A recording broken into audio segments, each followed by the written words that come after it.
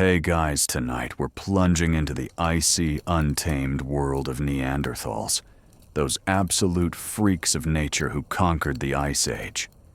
Picture yourself trudging across a snowy tundra wind, slicing your cheeks, and there they stand, stocky, barrel-chested figures, with brows like rocky ledges, eyeing you warily.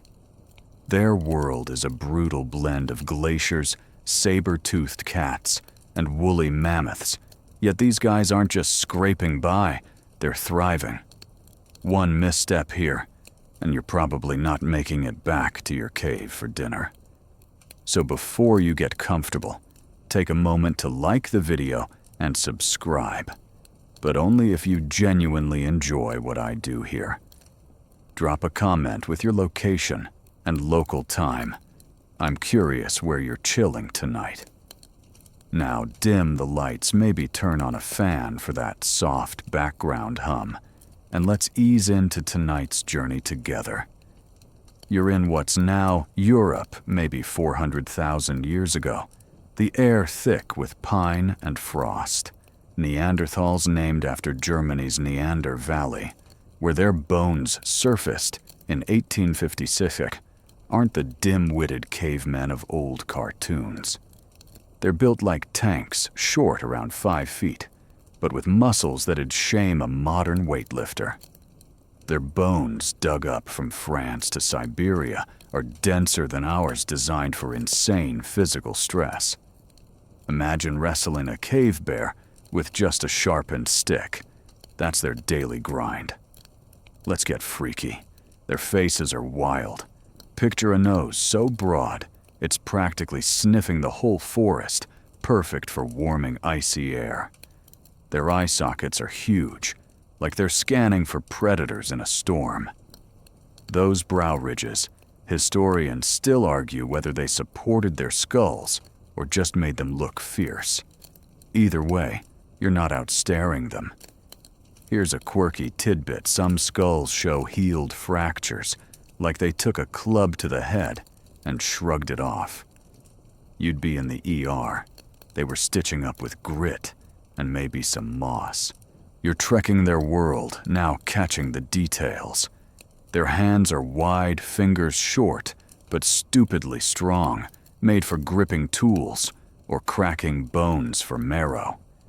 They're not just surviving this frozen wasteland, they're dominating it. You spot a group huddled by a rocky outcrop sharing a fresh kill. They're not chatty like your buddies at a cookout, but there's a vibe, a silent bond. You wonder what's on their minds. Tomorrow's hunt, a lost friend, or just the warmth of the moment. Fire's a game changer here. Mainstream fact.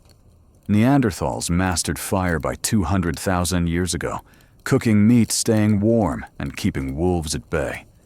You're starting to see why they're freaks, not for being strange, but for defying nature so well. Joke time: think your camping trip was tough. Try pitching a tent with a mammoth eyeing your snacks. Their life is a masterclass in grit, thriving when the world wants to freeze or eat you. The cold's creeping in now, seeping through your imaginary furs. Their camp is smart, sheltered from wind near a stream. These aren't aimless wanderers. They know their land. Some scholars think they had seasonal camps tracking herds. Others say they were opportunists, squatting where food was plentiful. The debate's open, but you're betting on planners. You don't last this long without strategy. Watching them, you feel a mix of alien and familiar. They're not us, but they're close. Could you keep up dragging a deer through snow or napping flint without slicing yourself? Probably not. They'd smirk if they could. Another joke picture: a Neanderthal with your phone. They'd probably chuck it thinking it's a shiny rock. You're settling into their rhythm, the crunch of snow, the distant howl of something hungry. This is their normal. You're just visiting. Their survival screams freakish excellence. You notice their tools, simple, but deadly sharp, flaked from stone with precision. They're not inventing smartphones, but they don't need to. Every move is about staying alive. You're starting to respect them, maybe envy their toughness. Their world is raw, no safety nets. Yet they're carving out a life. You hunker down near their camp, feeling the weight of their existence. They're nature's weirdest success story, and this is just the start. You're imagining their daily hustle, hunting, scavenging, maybe even laughing in their own way. Their strength isn't just physical, it's mental. You'd panic if a hyena stalked your tent, but they'd just grab a spear and deal. Their lives are a constant dance with danger, yet they keep going. You're wondering how they process it all. Do they dream like you? Fear the dark? Or are they too busy surviving to overthink? As you linger, you notice their teamwork. One guy's sharpening a flint, another's tending the fire, a third's watching the horizon. It's not chaos, it's a system. You're impressed, maybe a little jealous of their focus. Modern life feels soft compared to this.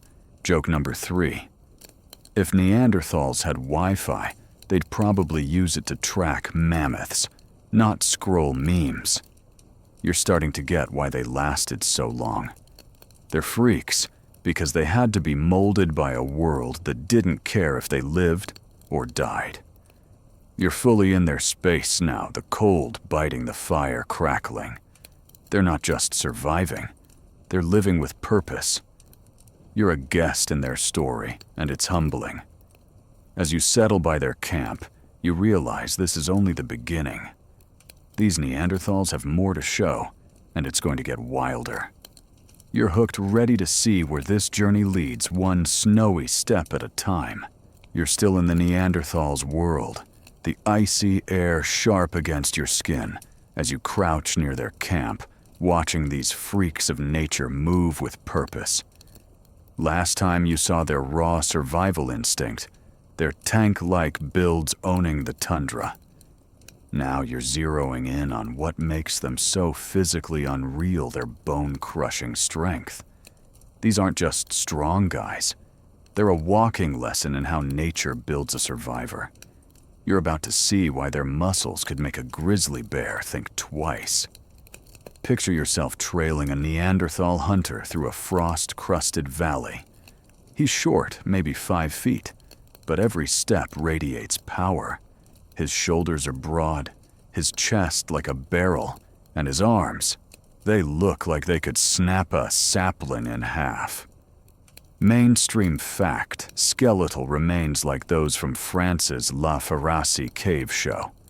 Neanderthal bones were thicker and denser than ours, with muscle attachment sites so pronounced they scream heavy-duty strength. These guys were built for intense close-quarters work.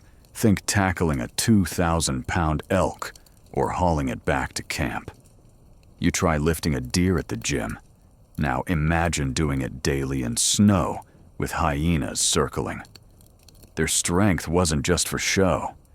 You're watching this hunter grip a spear, his forearms bulging like knotted ropes. The way he moves, it's clear his body's a machine, honed by a life of constant physical demands.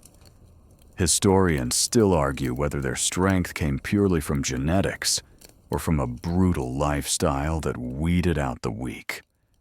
Either way, you're not arm wrestling him. A quirky tidbit, some Neanderthal arm bones are asymmetrical, the right often thicker than the left, suggesting they were right-handed and maybe spent hours scraping hides or thrusting spears. You're picturing a Neanderthal gym sesh reps of spear jabbing and rock lifting, no protein shakes needed. You're following him now, noticing how his legs, though short, are thick as tree trunks. They're not built for sprinting marathons, but for explosive bursts, lunging at prey or climbing rocky slopes. You're trying to keep up, but your modern legs are screaming. Joke time, you think leg day's rough. Try chasing a woolly rhino without Uber as backup. Their power came from necessity. Every hunt was a gamble, and weaklings didn't last. You're starting to get why their bodies are so extreme. Nature didn't give them a choice. Now let's zoom in on their daily grind. You're at their camp watching a group process a fresh kill. One Neanderthal's using a flint blade to carve meat, his grip so strong the stone doesn't slip. Another's cracking bones for marrow, each strike precise, like he's done it 1,000 times. Their strength isn't just raw, it's functional. They're not flexing for mirrors, they're surviving. You notice their hands broad and calloused, with fingers that look like they could crush walnuts. You're tempted to try cracking a bone yourself, but you'd probably just bruise your ego. This strength had downsides. You're imagining the toll aching joints, maybe early arthritis. Some skeletons show wear and tear injuries like stress fractures or compressed vertebrae, proof their bodies took a beating. Yet they kept going. You're in awe, but also a little glad. You don't have to live like this. Their world demanded strength, and they delivered no complaints. You're starting to see them as more than freaks, they're survivors molded by a world that didn't care. You're back with the hunter, now watching him scan the horizon. His posture's tense, muscles coiled, ready for anything. You're wondering what it's like to live with that kind of power, to know your body can handle whatever the tundra throws at you. It's humbling. You're used to desks and delivery apps. This guy's wrestling nature daily. Another joke, imagine a Neanderthal at a CrossFit class. He'd probably deadlift the coach and call it a warm-up. Their strength wasn't just physical. You're noticing how they work together, sharing the load. One guy's dragging a hide, another stacking wood. It's a team effort, and their bodies are built for it. Some researchers think their muscle mass needed crazy calorie intakes, maybe 4,000 a day, way more than your average burger run. Others debate if they were leaner, burning fat like furnaces. Either way, they weren't skipping meals. You're picturing their feasts, roasted meat, maybe some foraged roots, all earned the hard way. You're feeling the cold now, the wind sneaking through your imaginary furs. You're watching a younger Neanderthal, maybe a teen, mimic the hunter's spear grip. He's strong too, already built like a mini tank. It hits you. Their strength was cultural, passed down through action. Kids grew up lifting, carrying, surviving. You're thinking of your own childhood bike rides, maybe some video games. These kids were learning to hunt before they hit puberty. It's wild, but it worked. As you watch, you're struck by how their strength shaped everything. Their tools, their hunts, their survival. It all hinged on bodies that could take a beating and keep going. You're starting to respect them, not just for their power, but for their resilience. They didn't have doctors or ice packs. They had grit. You're imagining a Neanderthal with a sprained ankle still hiking miles to camp. You'd call in sick. They didn't have that luxury. You're settling into their rhythm, the crunch of snow underfoot, the faint crackle of a distant fire. Their strength feels less freaky now, more like a necessity. You're wondering if you could tap into that kind of power even a little. Maybe not in a gym, but in mindset, pushing through when things get tough. It's a stretch, but you're inspired. Final joke, if Neanderthals had motivational posters, they'd just say, "Lift rock, don't die." Simple, effective.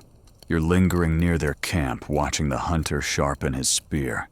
His muscles flex, with each strike a reminder of what it takes to thrive here. You're not in their league, but you're starting to get it. Their strength wasn't about showing off. It was about living another day.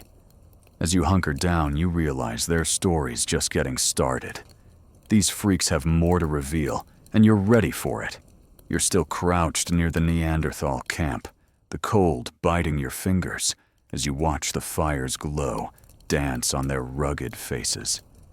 You've felt their bone-crushing strength, seen how their tank-like bodies own this frozen world. Now, your eyes lock onto something even wilder, their skulls. These aren't just bones. They're like alien artifacts packed with clues about what made Neanderthals such freaks of nature. You're about to dive into their bizarre heads, where strength meets a kind of brain power that's got you curious and a little spooked. Imagine holding a Neanderthal skull in your hands, its weight surprising you. It's not like yours, oh no. The brow ridges jut out like rocky cliffs, heavy and thick, casting shadows over massive eye sockets. That nose cavity.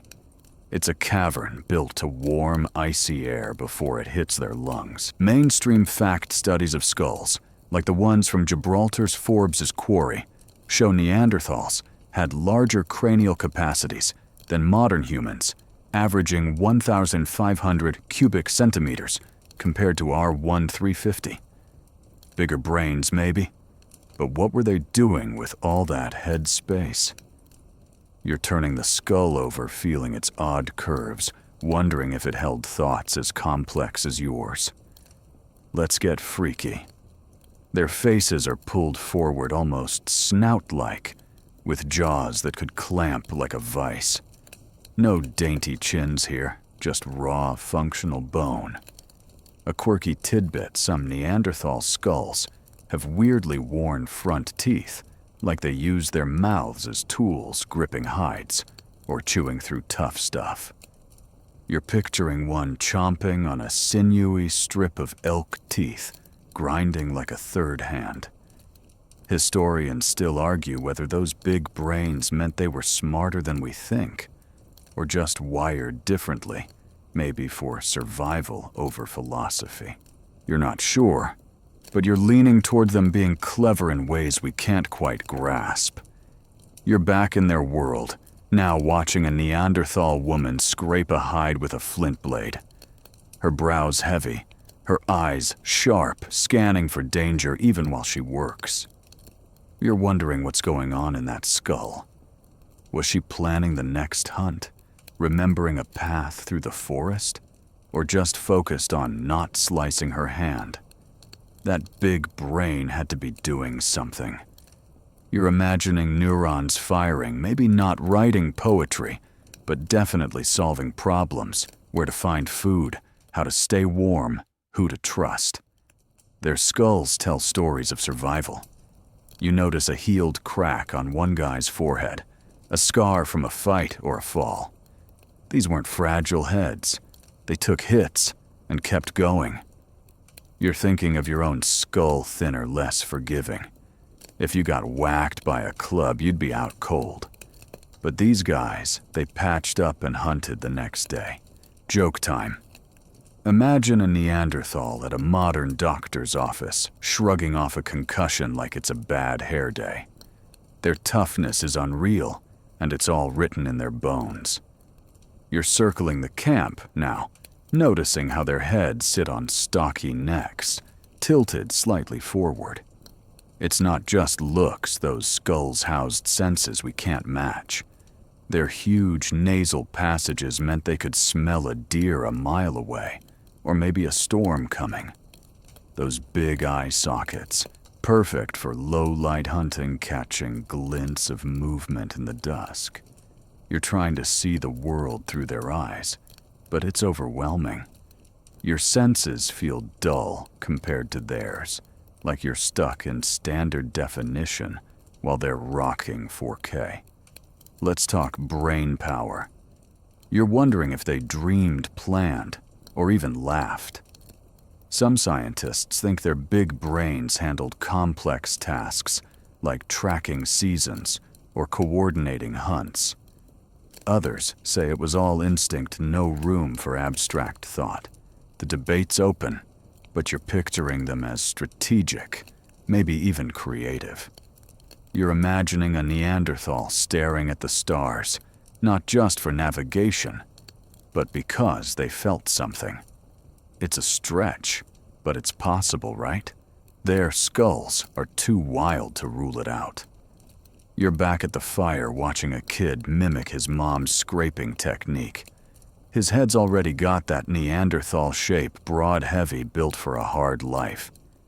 It hits you. Their brains grew up fast, wired for survival from day one.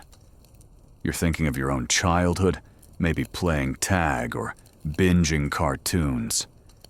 These kids were learning to spot predators before they could walk straight.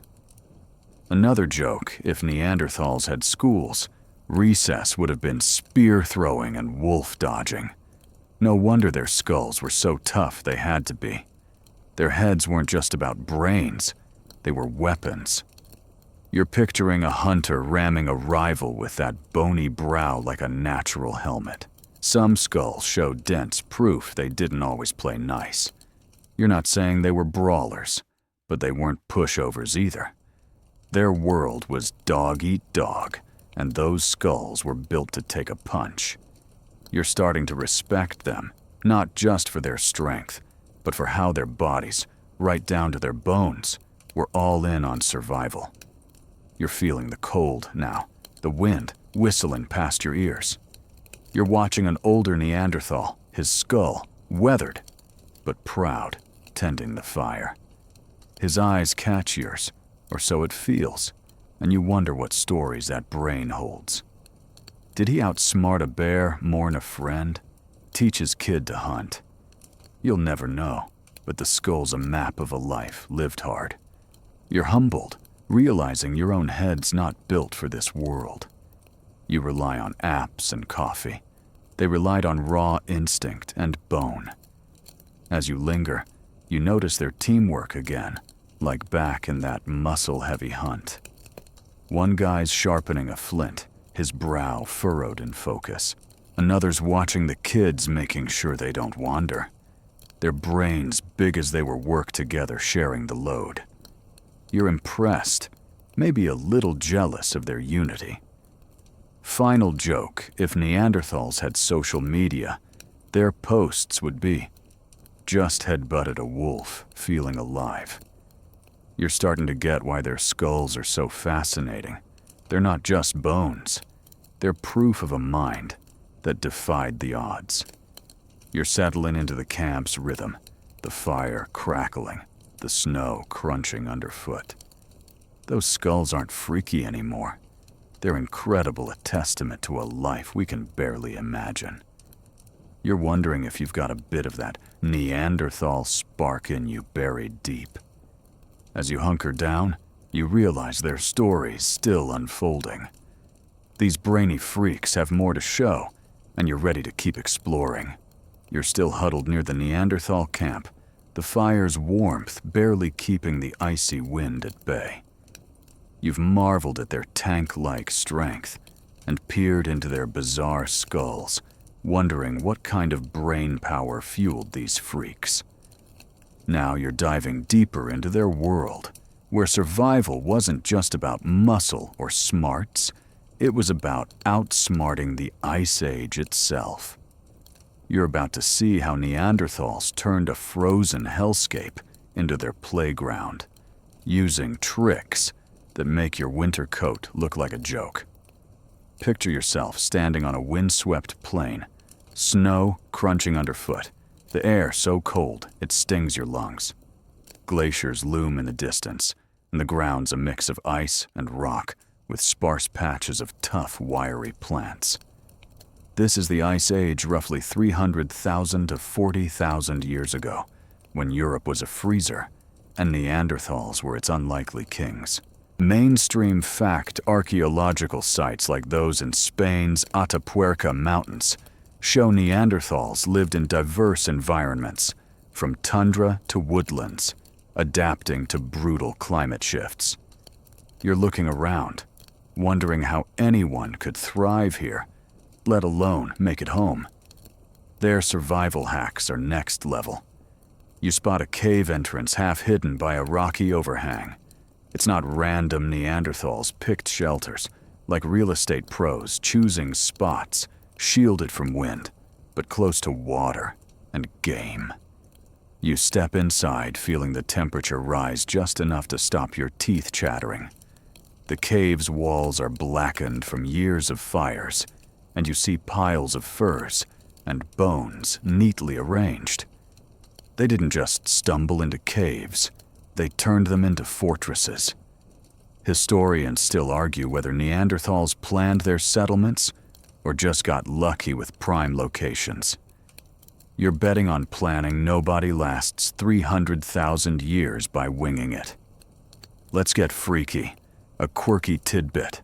Some caves like France's Bruniquel have weird stone circles deep inside built 176,000 years ago. Were they for rituals, storage, or just showing off nobody knows? But you're picturing a Neanderthal hauling rocks in the dark, maybe humming to keep the creeps away. You're in the cave now, noticing how they used every inch. There's a corner for tool-making flint chips scattered like confetti. Another spot's for sleeping, lined with hides to trap heat. You're tempted to curl up, but a wolf's howl outside reminds you this isn't a hotel. You're watching a Neanderthal man stack wood near the fire, his breath steaming in the chilly air. Fire was their secret weapon, not just for warmth, but for reshaping their world. They used it to harden spear tips, making them deadlier. They cooked meat, unlocking nutrients that raw food couldn't offer. You're imagining the smell of roasting venison, your stomach growling. Joke time, think your microwave's a lifesaver. Try thawing a mammoth steak with nothing but a flint spark. Their fire skills were magic in a world that wanted them dead.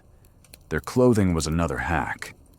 You notice a woman stitching hides with a bone needle, her fingers deft, despite the cold. Neanderthals wore tailored outfits. Think fur capes and leggings, not sloppy drapes. They scraped hides clean, maybe even waterproofed them with animal fat. You're jealous, your modern jacket feeling flimsy compared to their gear. Some researchers think they wore jewelry like eagle talons for style or status. Others say it was purely practical. Either way, you're picturing a Neanderthal rocking a bearskin cloak, looking fiercer than any runway model. You're stepping outside now, the wind hitting like a slap. You see tracks, elk, maybe reindeer crisscrossing the snow.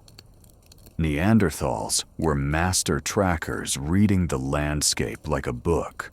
They knew where herds migrated, when rivers froze, how to avoid avalanches. You're trying to spot the tracks they're following, but your eyes aren't trained for this. You're starting to get why they're freaks, not just for surviving, but for mastering a world that'd break most of us. Another joke, imagine a Neanderthal with GPS. They'd probably toss it, trusting their gut over a blinking dot. Their diet was a survival hack, too. You're back at the cave, watching them share a meal. It's mostly meat, deer, bison, whatever they could spear. But there's also roots and berries foraged when the ground wasn't frozen solid. They weren't picky. They ate what worked. You're picturing them cracking bones for marrow, slurping it like soup. It's gross, but it kept them alive. You're thinking of your fridge stuffed with snacks and feeling a bit soft. These guys didn't have grocery stores, just wits and spears. You're noticing their teamwork again, like when you saw their muscle-heavy hunts or brainy tool-making. One guy's tending the fire, another sharpening a blade. A kid's learning to sew. It's a system honed over generations. Their survival wasn't solo. It was communal. You're impressed, maybe a little envious of their bond. In your world, teamwork's a Zoom call. Here, it's life or death. You're wondering if you could fit in, but a gust of icy wind snaps you back. You're not cut out for this, and you're okay admitting it. Their adaptability was their real superpower.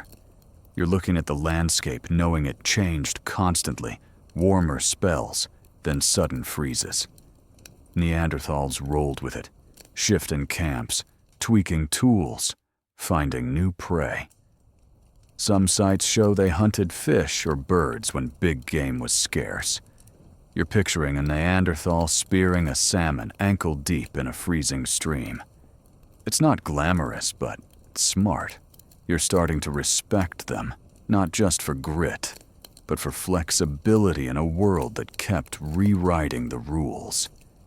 You're feeling the cold, now your imaginary fur's barely enough.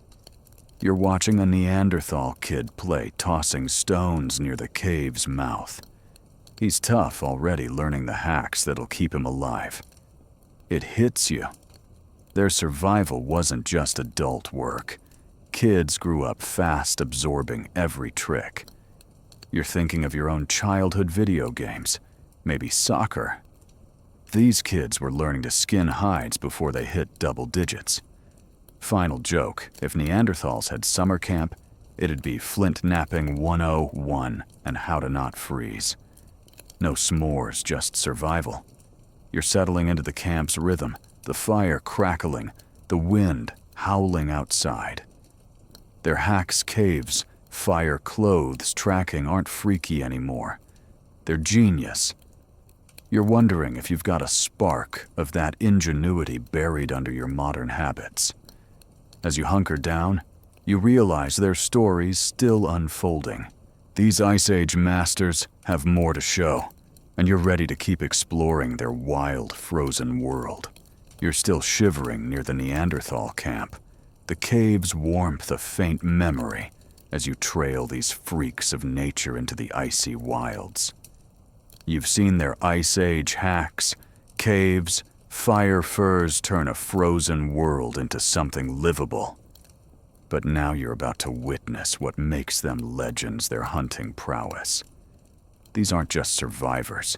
They're spear-wielding badasses who took down beasts that'd make you run screaming. You're stepping into a hunt, and it's about to get intense. Picture yourself on a snowy ridge, the wind howling your breath, clouding in the frigid air.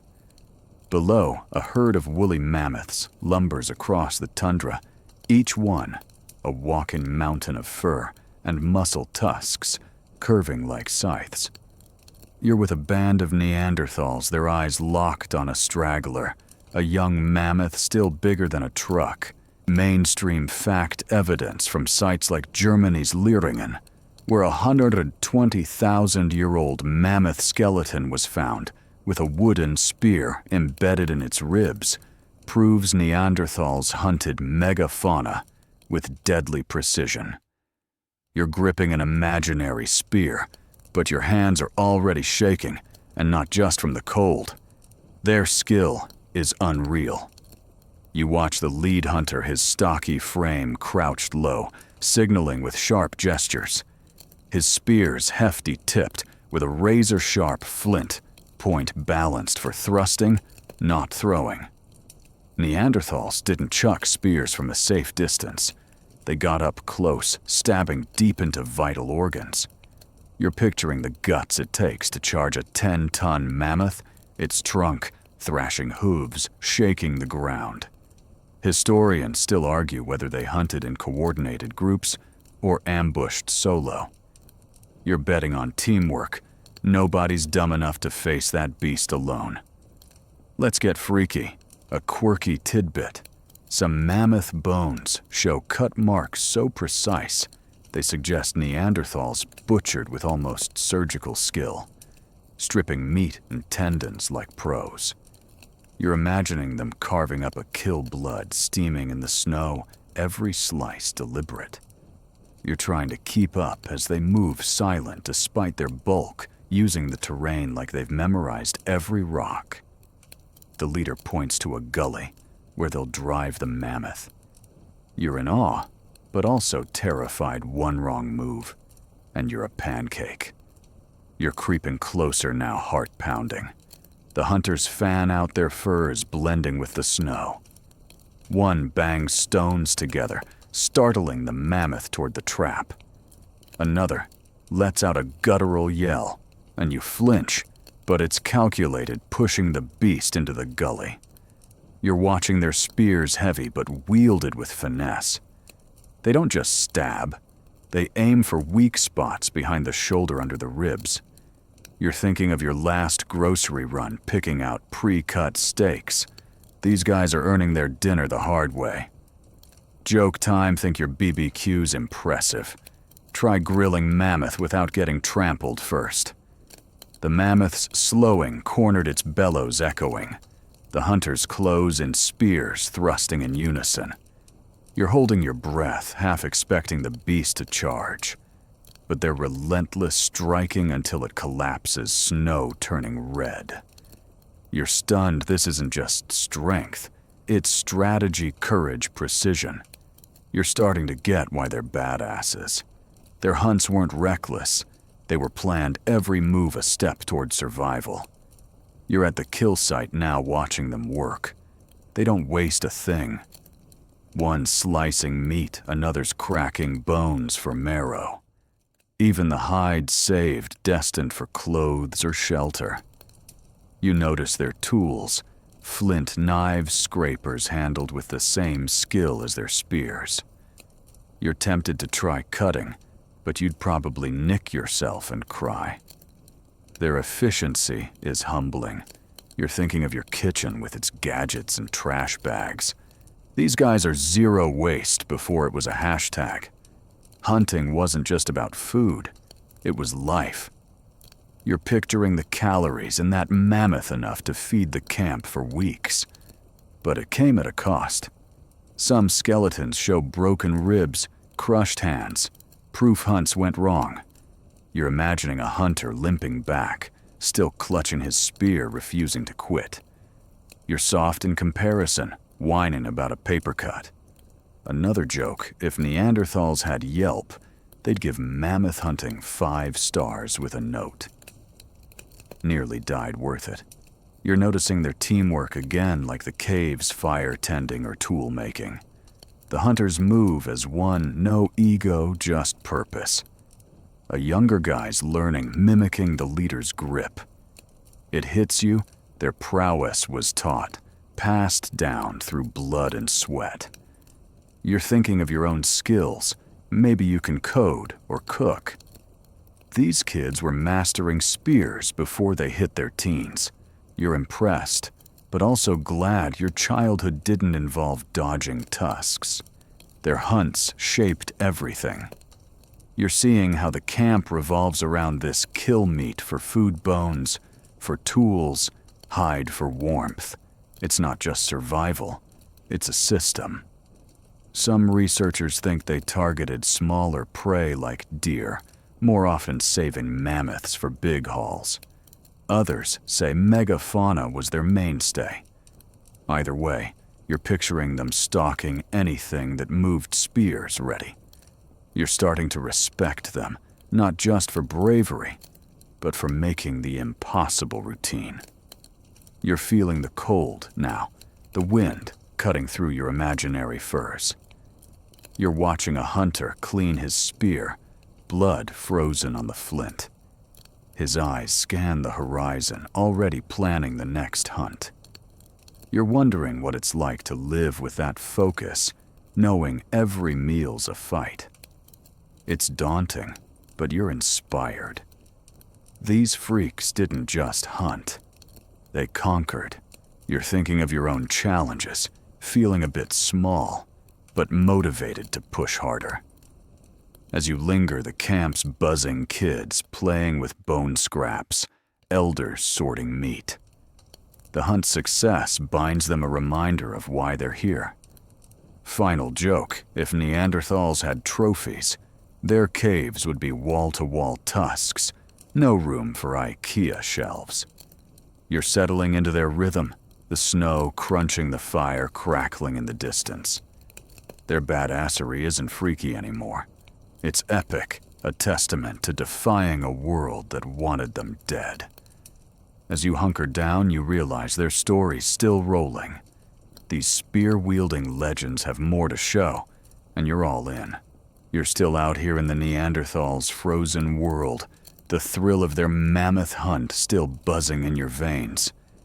You've seen them wield spears like badasses, turning woolly giants into dinner with raw skill. Now you're shifting gears, drawn to something quieter, but just as wild. Their cave walls scratched and smeared with marks that might be art, might be chaos. You're about to explore these mysterious cave scribbles, wondering if these freaks of nature were painting their souls or just doodling in the dark. Picture yourself ducking into a cave, the air damp and heavy, your breath catching as torchlight flickers across rough stone. The walls aren't bare. They're alive with lines, dots, maybe faint animal shapes. You're in a place like Spain's El Castillo cave, where red ochre marks date back 40,000 years. Mainstream fact archaeological evidence, including pigment-stained shells and hand stencils in caves across Europe, shows Neanderthals used mineral pigments, suggesting intentional mark-making. Were they artists? You're tracing a jagged line with your finger, feeling the rocks chill, wondering what drove them to leave these traces. Let's get freaky. A quirky tidbit in France's Chauvet cave. Some marks look like random scratches, but others form patterns, grids, zigzags, maybe even a crude bison. You're picturing a Neanderthal grinding ochre with a stone spitting to mix it, then smearing it on the wall with a smirk. Was it a story, a map, or just boredom? Historians still argue whether these were true art, like our paintings, or practical like tally marks for hunts. You're leaning toward art. Nobody hauls red dirt half a mile underground just to count stuff. You're deeper in the cave now, the darkness pressing in. Your torch casts shadows, making the marks dance. You see a hand stencil fingers splayed like a Neanderthal high-fived the wall 30,000 years ago. It's eerie, almost personal. You're tempted to press your hand against it, but you hesitate. What if it's sacred? You're imagining the maker, maybe a woman blowing pigment through a reed, leaving her mark for reasons lost to time. Was she saying, "I was here"? Or warning, "Stay out, you're hooked," your modern brain scrambling to decode this ancient vibe? The caves weren't just canvases, they were stages. You're picturing Neanderthals gathering here, firelight flickering, maybe chanting or drumming. Some researchers think these spaces were for rituals, the marks tied to spiritual beliefs. Others say they were practical directions, warnings, or just graffiti. You're seeing both sides, but the ritual idea hits hard. You're imagining a Neanderthal staring at a bison sketch, feeling something bigger than hunger. It's a stretch, but those big skulls you saw could have held big thoughts, right? You're noticing the effort it took. You spot a scaffold of branches built to reach a high wall where red dots form a ladder-like pattern. They didn't just scribble, they planned. You're thinking of your own doodles, maybe a notebook sketch during a boring meeting. These guys hauled tools, mixed pigments, climbed rickety setups all in the dark. Joke time, think your art class was tough. Try painting a masterpiece while bats dive bomb your head. Their commitment's wild, and you're starting to respect it. The materials tell a story, too. You're crouching by a pile of ochre chunks, some ground to powder. They didn't find this stuff lying around. They traded, or trekked, for it, maybe miles. Shells with pigment residue found in places like Croatia hint at a network, a kind of Neanderthal art supply chain. You're picturing a guy bartering a deer hide for a bag of red dust, both sides dead serious. You're impressed your modern Amazon orders, feeling lazy in comparison. You're back at the hand stencil, its edges crisp despite millennia. It's not just a mark, it's a voice. You're wondering who made it a hunter. A kid. Did they show it off or keep it secret? You're thinking of your own marks, tweets, photos, maybe a blog. Nobody reads. Theirs lasted 40,000 years.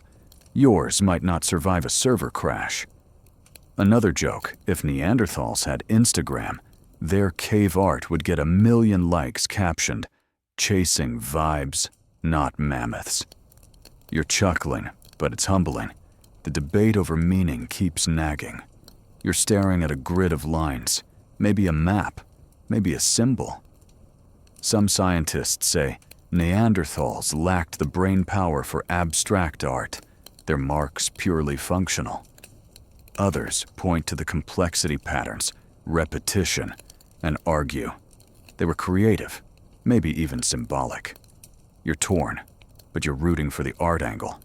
Those skulls, those hunts, those caves, they're too intense for just utility. You're imagining a Neanderthal pausing mid-hunt to scratch a line, not because he had to, but because he felt it. You're feeling the cave's weight. Now the silence broken only by dripping water. You're watching a Neanderthal, maybe the stencil maker, grind more pigment. His hand stained red. His focus is total, like the hunters with their spears. You're seeing callbacks to their teamwork, their survival hacks. Art, if that's what this is, wasn't solo. It was shared, maybe a way to bond or teach. You're picturing kids watching, learning to mix ochre, their own hands getting messy.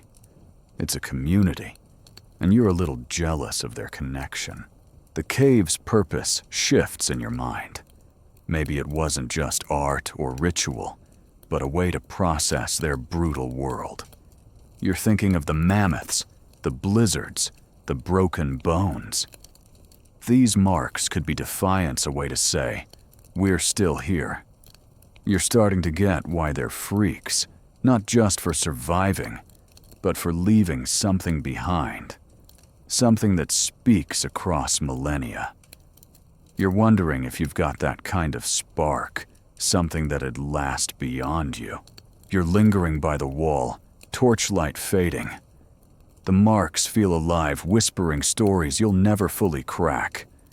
You're imagining the cave filled with Neanderthals, their voices echoing, maybe laughing or singing. It's a long shot, but you're buying it. Their world wasn't just about spears and fire. It was about meaning, however they defined it. Final joke, if Neanderthals had art galleries, they'd charge admission in Flint and call it a rock star exhibit. You're smiling, but it's bittersweet. You're just a visitor here. You're stepping back, the cave's chill seeping into your bones. The scribbles aren't random anymore. They're a puzzle, a glimpse into minds that defied the Ice Age. You're wondering what you'd leave on a wall if you had the chance. As you hunker down, the fire's glow faint in the distance. You realize their story's still unfolding. These cave-marking freaks have more to reveal, and you're ready to keep chasing their secrets. You're still deep in the Neanderthals' icy world, the cave's strange scribbles lingering in your mind as you step back into the frosty air. You've watched them hunt mammoths like badasses and mark their caves with mysterious art, proving they're more than just freaks of survival. Now you're drawn to the fire crackling at the camp's heart, where these wild folks mastered flames in ways that make your campfire skills look like child's play. You're about to see how they tamed fire, turning it into a lifeline for cooking warmth and keeping the dark at bay. Imagine yourself crouched by their fire, the heat kissing your face, while the wind howls outside. The flames dance, fed by a neat stack of branches, and the air smells of charred wood and roasting meat. This isn't a casual bonfire, it's a science.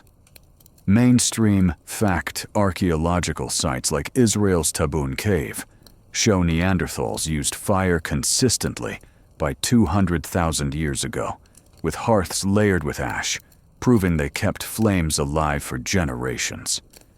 You're staring at the glowing coals, realizing these guys weren't just lucky they were fire wizards.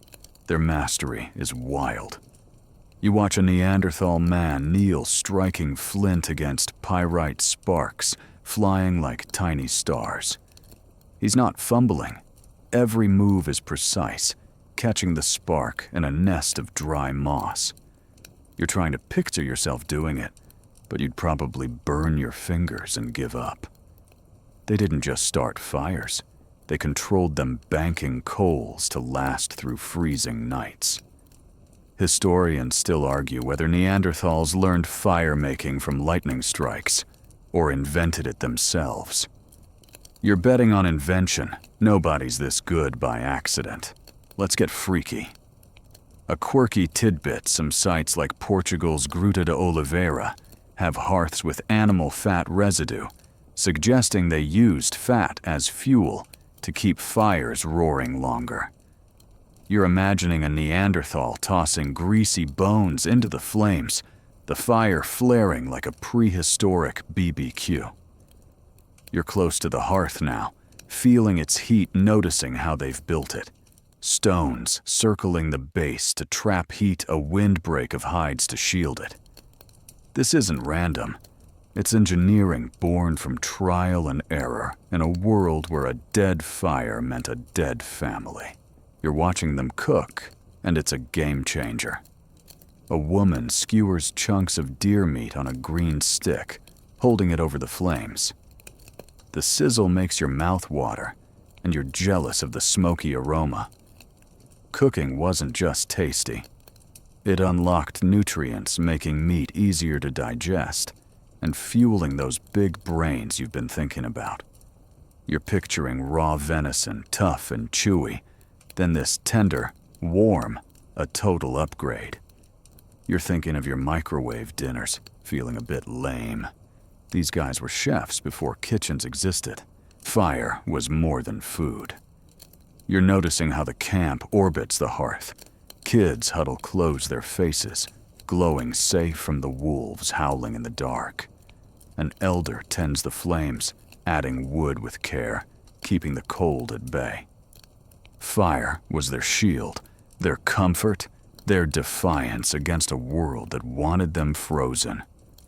You're starting to get why they're freaks, not just for surviving, but for bending nature's rules. Joke time. Think your space heater's cozy. Try sleeping through an ice age night without a mammoth fur blanket and a fire. Their fire skills shaped everything. You see a hunter hardening a spear tip in the flames, the wood charring to a lethal point. It's the same trick they used to down that mammoth you witnessed, making weapons deadlier. You're imagining the first Neanderthal who figured this out, probably high-fived by the whole clan, if high fives were their thing.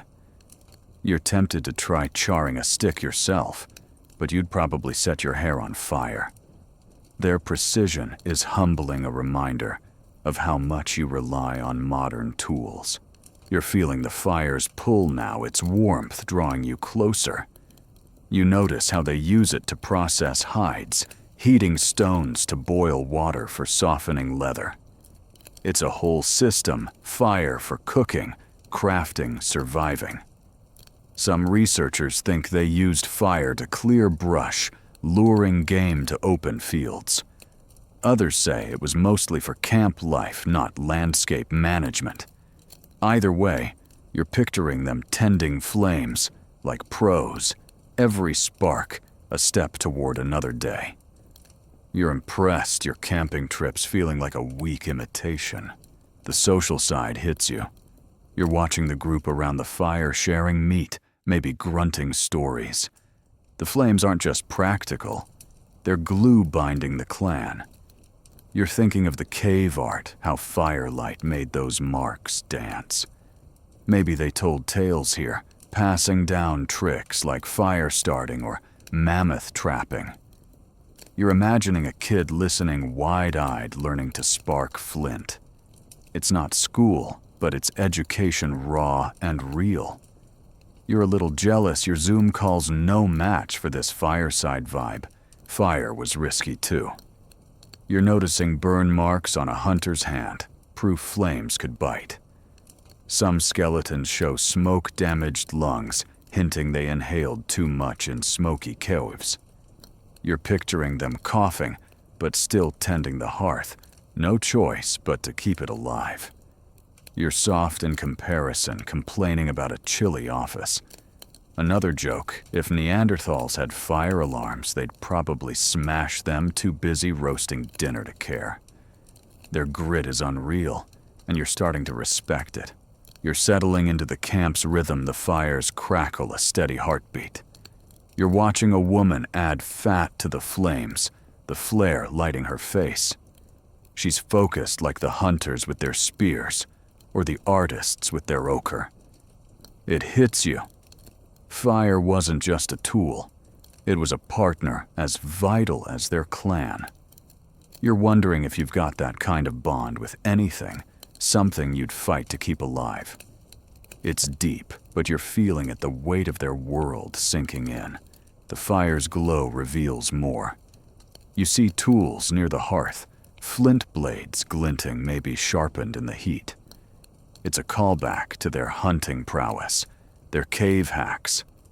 Everything's connected: fire tools, art, survival. You're picturing a Neanderthal teaching his kid to strike sparks, the same way he taught spear thrusting. It's a legacy burned into their culture. You're thinking of your own skills, wondering what you'd pass down. Probably not fire making unless it's a lighter and a can of beans. You're feeling the cold creep back, the fire's warmth fading at the edges. You're watching the clan, their faces calm, but alert, the flames reflecting in their eyes. They're not just surviving, they're thriving, thanks to this fiery lifeline. Final joke, if Neanderthals had a fire-starting contest, they'd all win, and you'd be disqualified for bringing matches. You're smiling, but it's humbling. Their mastery isn't freaky anymore. It's genius, a testament to outsmarting a world that didn't care. You're lingering by the hearth, the camp quiet, except for the fire's soft roar. The flames aren't just heat. They're a story, a spark that kept these freaks alive. You're wondering if you've got a spark, like that, something to light your own dark. As you hunker down, the snow crunching underfoot, you realize their tails still burning bright. These fire-taming wizards have more to show, and you're ready to keep warming up to their wild ways. You're still warmed by the Neanderthals' fire, its crackle fading as you wander from their camp, the icy air nipping at your nose. You've seen them paint caves with cryptic marks and tame flames, like wizards, proving they're freaks who bent nature to their will. Now you're sniffing out something new, their food. These folks didn't just eat to survive. Their diet was a wild mix of savage and strange, from chomping mammoth to nibbling berries. You're about to dig into their freaky eating habits, and it's going to get weird. Picture yourself squatting near their latest kill, a massive elk sprawled in the snow, its steamy blood melting patches around it. The air smells of iron and pine, and the Neanderthals are already at work, flint knives slicing with eerie precision. Mainstream fact: isotopic analysis of Neanderthal bones, like those from Belgium's spy cave, shows they were heavily carnivorous, getting most of their protein from large animals, like bison, deer, and yes, mammoths. You're watching them carve chunks of meat, your stomach rumbling, but there's more to their menu than just steak. Their diet's a roller coaster. You see a hunter crack the elk's femur, scooping out marrow with a bone spoon, slurping it like it's gourmet soup. It's rich, fatty, packed with calories to fuel their tank-like bodies. But it's not all meat. You notice a woman chewing on a handful of dark berries, her fingers stained purple. They foraged when they could, roots, nuts, maybe even mushrooms, if they knew which ones wouldn't kill them. You're picturing her spitting out a bitter root, learning the hard way. Historians still argue whether plants were a side dish or a survival fallback when hunts failed. You're leaning toward backup meat was their main squeeze. Let's get freaky. A quirky tidbit, some Neanderthal sites like Gibraltar's Vanguard Cave have bones with cut marks, suggesting cannibalism, maybe eating their dead in rituals, or starvation. You're imagining a somber moment the clan gathered, making a tough call to survive. It's grim, but you're not judging. Your fridge is stocked. Theirs was a gamble. You're watching them now, sharing the elk. No waste, every organ eaten or used. You're thinking of your picky, eaten, pushing peas around your plate. These guys ate what kept them alive, no complaints. You're closer to the feast, the fire's glow lighting their faces. They're roasting meat, the fat dripping into the flames, hissing like a primal ASMR. Cooking, as you saw with their fire mastery, wasn't just practical, it stretched their food's value. You're picturing raw meat, tough and chewy, versus this juicy, easier on their teeth. Some teeth marks on bones show heavy wear, like they gnawed everything clean. You're tempted to try a bite, but you'd probably choke on a sinew. Their jaws were built for this, unlike your soft, modern ones. The variety's wild. You're noticing a pile of fish bones near the camp, proof they speared salmon from icy streams when big game was scarce. They weren't above small prey either, rabbit, birds, anything with calories. You're imagining a Neanderthal snaring a hare, quick and quiet, no spear needed. It's humbling your grocery cart full of pre-packaged ease. Joke time, think your meal prep's intense. Try catching dinner while a cave lion's eyeing your lunch. Their food game was life or death, and they played it like champs. Their eating wasn't just about filling bellies. It was strategy. You're watching them dry strips of meat over the fire, preserving it for lean times. They knew winter could starve them, so they planned stockpiling like survivalist chefs. Some researchers think they fermented plants, maybe stumbling on a crude yogurt. Others say their diet was too raw for that. Either way, you're picturing a Neanderthal chewing dried venison, tough as leather, but life-saving. You're starting to respect their hustle, making every bite count in a world with no safety net. You're feeling the camp's rhythm. Now the group gathered, passing meat and berries. It's not a fancy dinner party, but there's a vibe, trust, survival, maybe even gratitude. You're thinking of the cave art, how it might have captured a good hunt, or the fire that cooked their meals.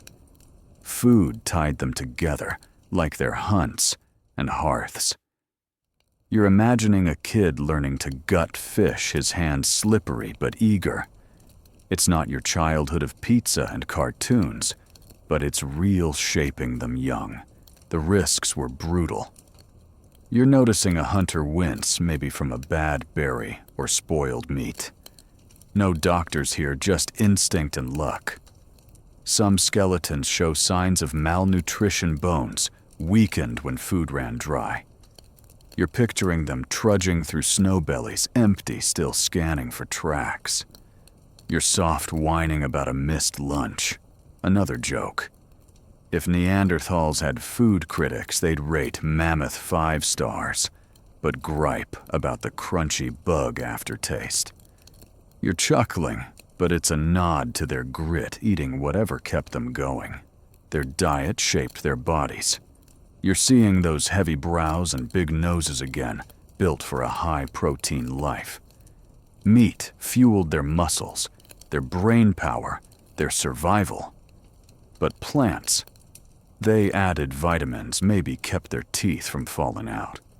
You're picturing a Neanderthal chewing willow bark, maybe for pain, a trick they learned from watching animals. It's not science, but it's clever. You're wondering if you'd figure that out, or just pop an aspirin and call it a day. You're lingering by the fire, the smell of roasted elk pulling you in. You notice a woman grinding roots with a stone, mixing them into a paste. It's not gourmet, but it's calories, and they don't waste a crumb. You're impressed, your takeout habit feeling lazy. Their food wasn't just sustenance, it was a culture, a cycle of hunt, gather, share. You're thinking of the mammoth hunt, how its meat fed the clan for weeks. Every meal was a victory, hard won and savored. The cold's creeping back, your imaginary furs barely enough. You're watching a kid gnaw on a bone, his eyes bright despite the chill. He's tough raised on this wild diet, ready for whatever the tundra throws. It hits you. Their food wasn't just about now. It was about tomorrow, teaching kids to forage, to endure.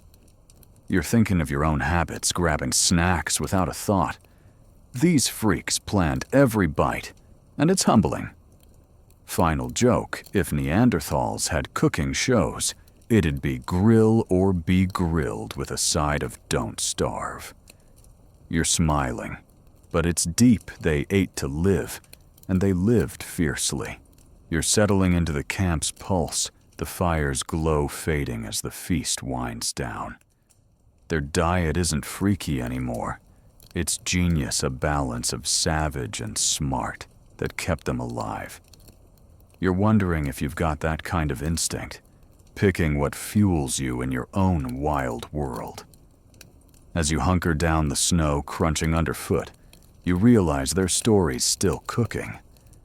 These meat-chomping, berry-nibbling freaks have more to share, and you're hungry for it.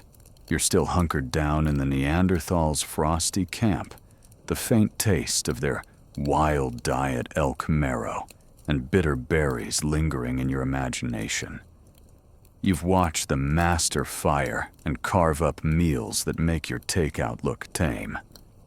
Now you're turning your gaze to their hands, rough and scarred shaping stone, into tools that are sharper than you'd ever guess. You're about to dive into their tool-making genius, how these freaks of nature crafted gear that turned a brutal world into their workshop. Picture yourself sitting cross-legged by the fire, a Neanderthal man across from you, his fingers working a chunk of flint. The air's thick with the scent of smoke and pine, and each strike of his hammerstone sends chips flying sharp enough to slice your skin if you're not careful. Mainstream fact archaeological finds like those at France's Le Moustier site show Neanderthals used a technique called levallois, preparing stone cores to produce thin razor-edged flakes for spears and scrapers. You're watching him mesmerized as a perfect blade emerges from what was just a rock. Their skill is unreal. You lean closer, noticing how he angles each strike, predicting where the stone will split. It's not random. It's math, physics, instinct rolled into one. These tools aren't crude. Some flakes are so fine you could shave with them. You're picturing your own toolbox, maybe a screwdriver you can barely use right. This guy's crafting weapons with nothing but muscle and know-how. Historians still argue whether Neanderthals invented these techniques or learned them from early humans. You're betting on invention. Nobody's this precise without serious practice. Let's get freaky. A quirky tidbit, some tools found in places like Italy's Grotta del Cavallo have residue suggesting they were used to process plants, maybe even to make cords or nets. You're imagining a Neanderthal twisting bark into rope, his hand steady, turning a stone blade into a multi-tool. You're at the camp now, seeing a pile of finished tools, spear points, scrapers, even a curved blade that looks like a prehistoric Swiss Army knife.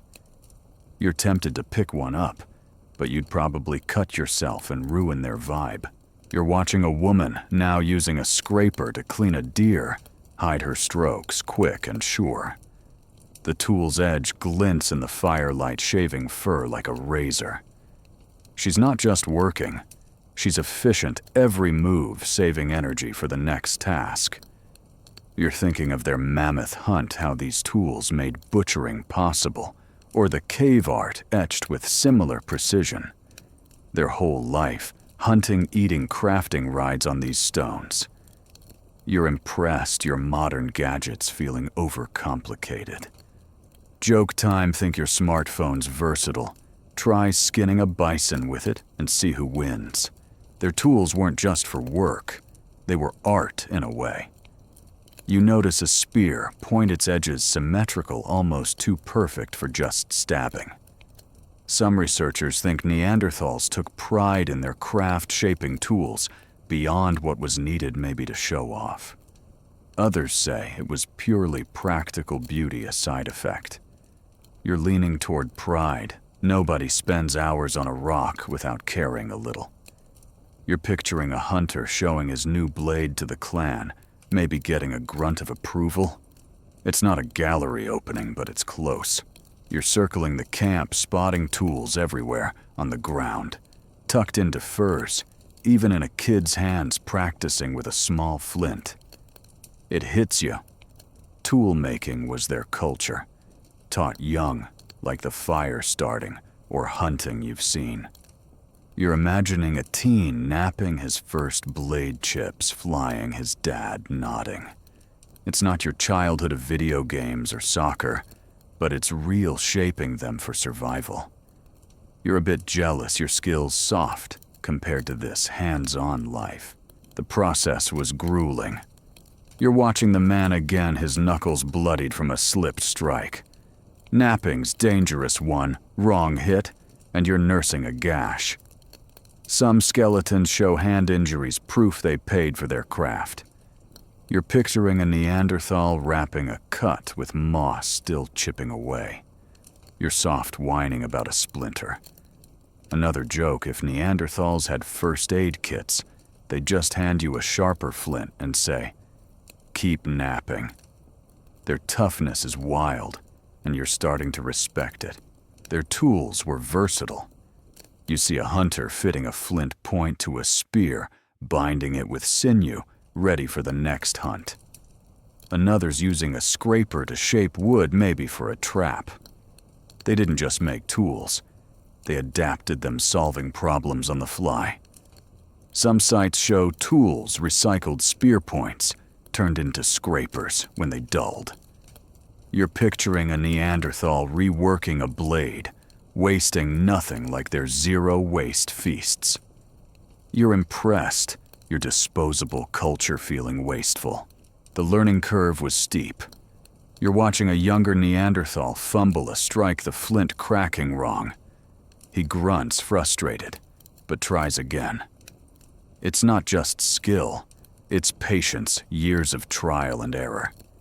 You're thinking of your own learning, maybe a coding course you quit halfway. These guys stuck it out, their survival depending on it. You're wondering if you've got that grit, or if you'd toss the flint and sulk. Their dedication's humbling, a callback to their fire-tending focus, or spear-wielding precision. You're feeling the cold now, the fire's warmth fading as you watch the toolmaker. His hands are steady despite the chill, each chip a step toward a perfect blade. You're starting to get why they're freaks, not just for surviving, but for creating, turning raw stone into tools that shaped their world. You're picturing the mammoth hunt, the cave art, the roasted elk, all possible because of these blades. It's a system, every piece connected, and you're in awe of their ingenuity. You're lingering by the fire, watching a woman teach a kid to strike flint, her hands guiding his. It's not just a lesson, It's a legacy, like the diet or hunts you've seen. You're thinking of your own tools, laptops, apps, maybe a kitchen knife you barely sharpen. Theirs were life crafted with care and blood. You're wondering if you'd have the patience to nap a blade, or if you'd give up when the first chip flew wrong. It's deep, but you're feeling it, the weight of their craft. The camp's quiet. Now, the toolmaker setting aside a finished blade, its edge catching the firelight. You notice others' scrapers' points, even a notched tool that might have been a saw. They're not just rocks, they're solutions, proof these freaks outsmarted their world. Final joke, if Neanderthals had a tool shop, it'd be called Flint and Tonic, with a slogan, "Cut better, live longer." You're smiling, but it's humbling. Their tools aren't freaky. They're brilliant, a testament to minds that thrived where you'd flinch. You're settling into the camp's pulse, the fire crackling, the snow crunching underfoot. Their tool-making isn't just skill.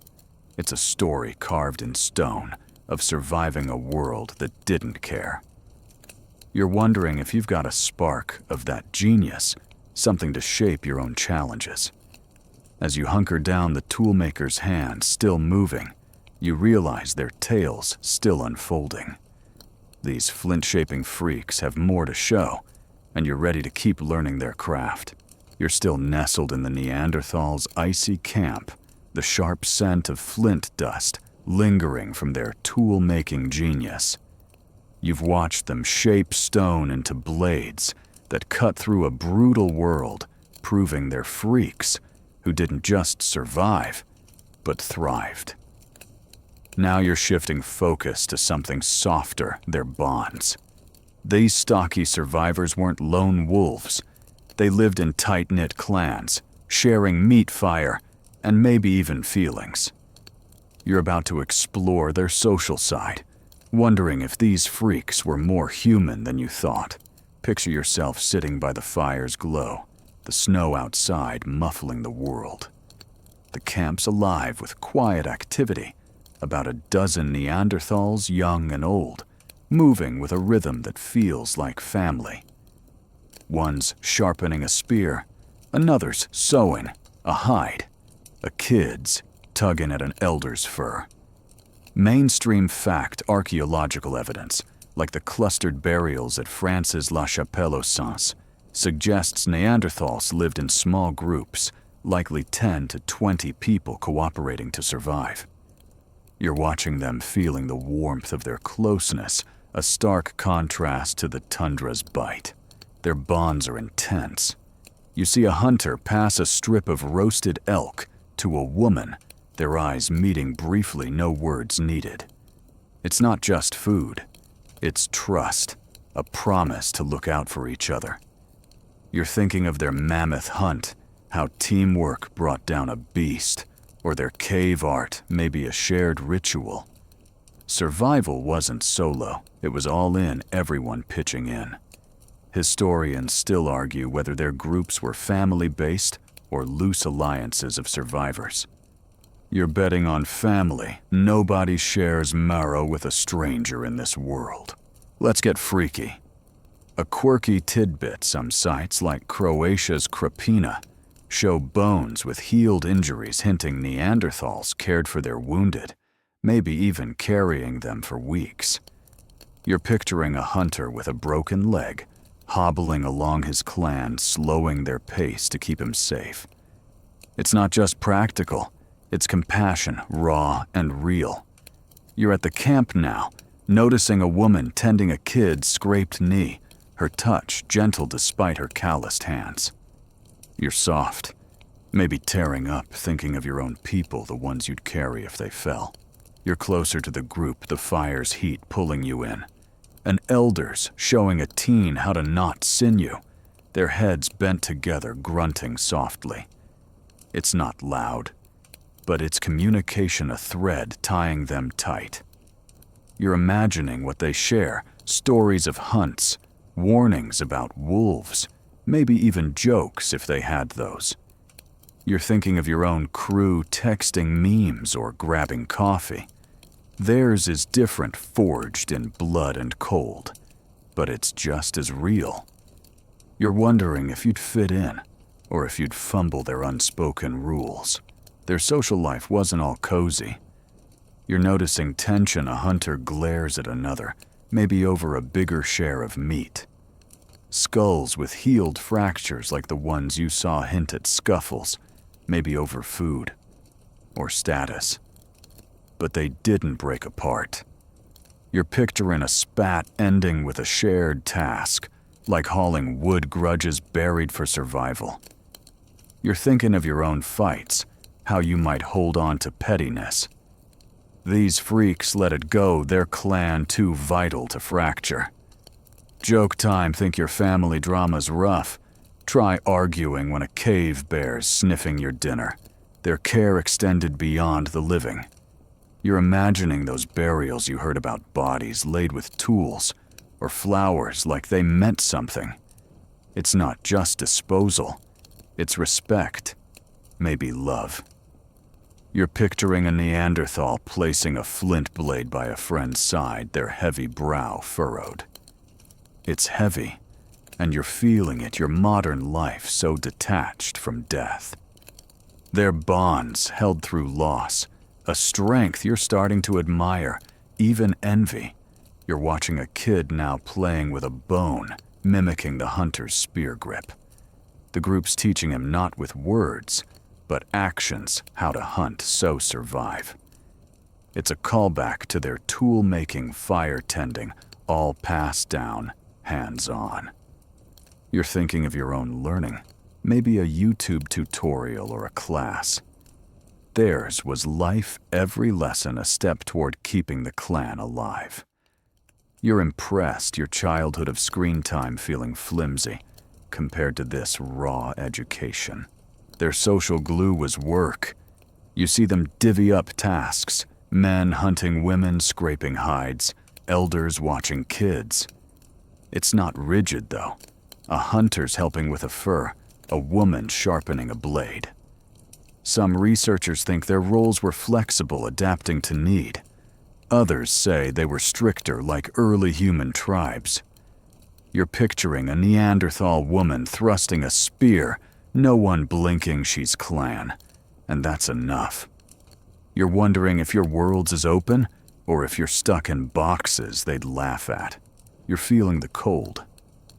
Now the fire's warmth, not quite reaching your toes. You're watching a quiet moment. Two Neanderthals sitting close, sharing a bone, their shoulders touching. It's not romance, not exactly, but it's connection, the kind that holds a group through blizzards and starvation. You're thinking of their diet, how sharing meat built trust, or their tools crafted for the clan's good. Everything's linked: food work, survival, all woven into their bonds. You're starting to get why they're freaks, not just for muscle, but for hearts sticking together. When the world said scatter, the risks were real. You're noticing a limp in an elder's step, maybe an old injury the clan supported. Caring for the weak could have drained them, but they did it anyway. You're picturing a starving winter food, scarce, yet they still fed the hurt. You're soft, maybe cutting ties when things get tough. Another joke: if Neanderthals had therapy, it'd be hug it out, then hunt. You're chuckling, but it's humbling. Their loyalty was iron forged in a world with no mercy. You're settling into the camp's pulse, the fire crackling, the group's murmurs blending with the wind. You're watching a kid curl up near an elder safe in the clan's embrace. It hits you. Their bonds weren't just survival. They were life, the core of who they were. You're wondering if you've got that kind of connection, people you'd face a mammoth for. It's deep, but you're feeling it, the weight of their togetherness sinking in. The camp's settling now, the fire low, the clan close. You notice a hunter pat a kid's head, a rare, soft gesture. It's not your world of likes and followers, but it's richer, grounded in shared struggle. You're thinking of the cave art, maybe a mark for a lost friend, or the fire that warmed them all. Their bonds held everything: hunts, meals, tools, dreams. You're picturing your own people, wondering if you'd share your last bite or carry their weight. Their clan's a mirror, and it's making you think. You're lingering by the fire, the cold creeping through your imaginary furs. The group's calm, their bond, a quiet strength, like the flint blades or roasted meat you've seen. They're not freaky anymore. They're human, maybe more than you, holding tight in a world that tried to tear them apart. Final joke: if Neanderthals had a motto, it'd be clan first, mammoths second. You're smiling, but it's real. Their bonds are a legacy stronger than stone. As you hunker down, the snow soft underfoot, you realize their story's still weaving. These social freaks have more to show, and you're ready to stay close.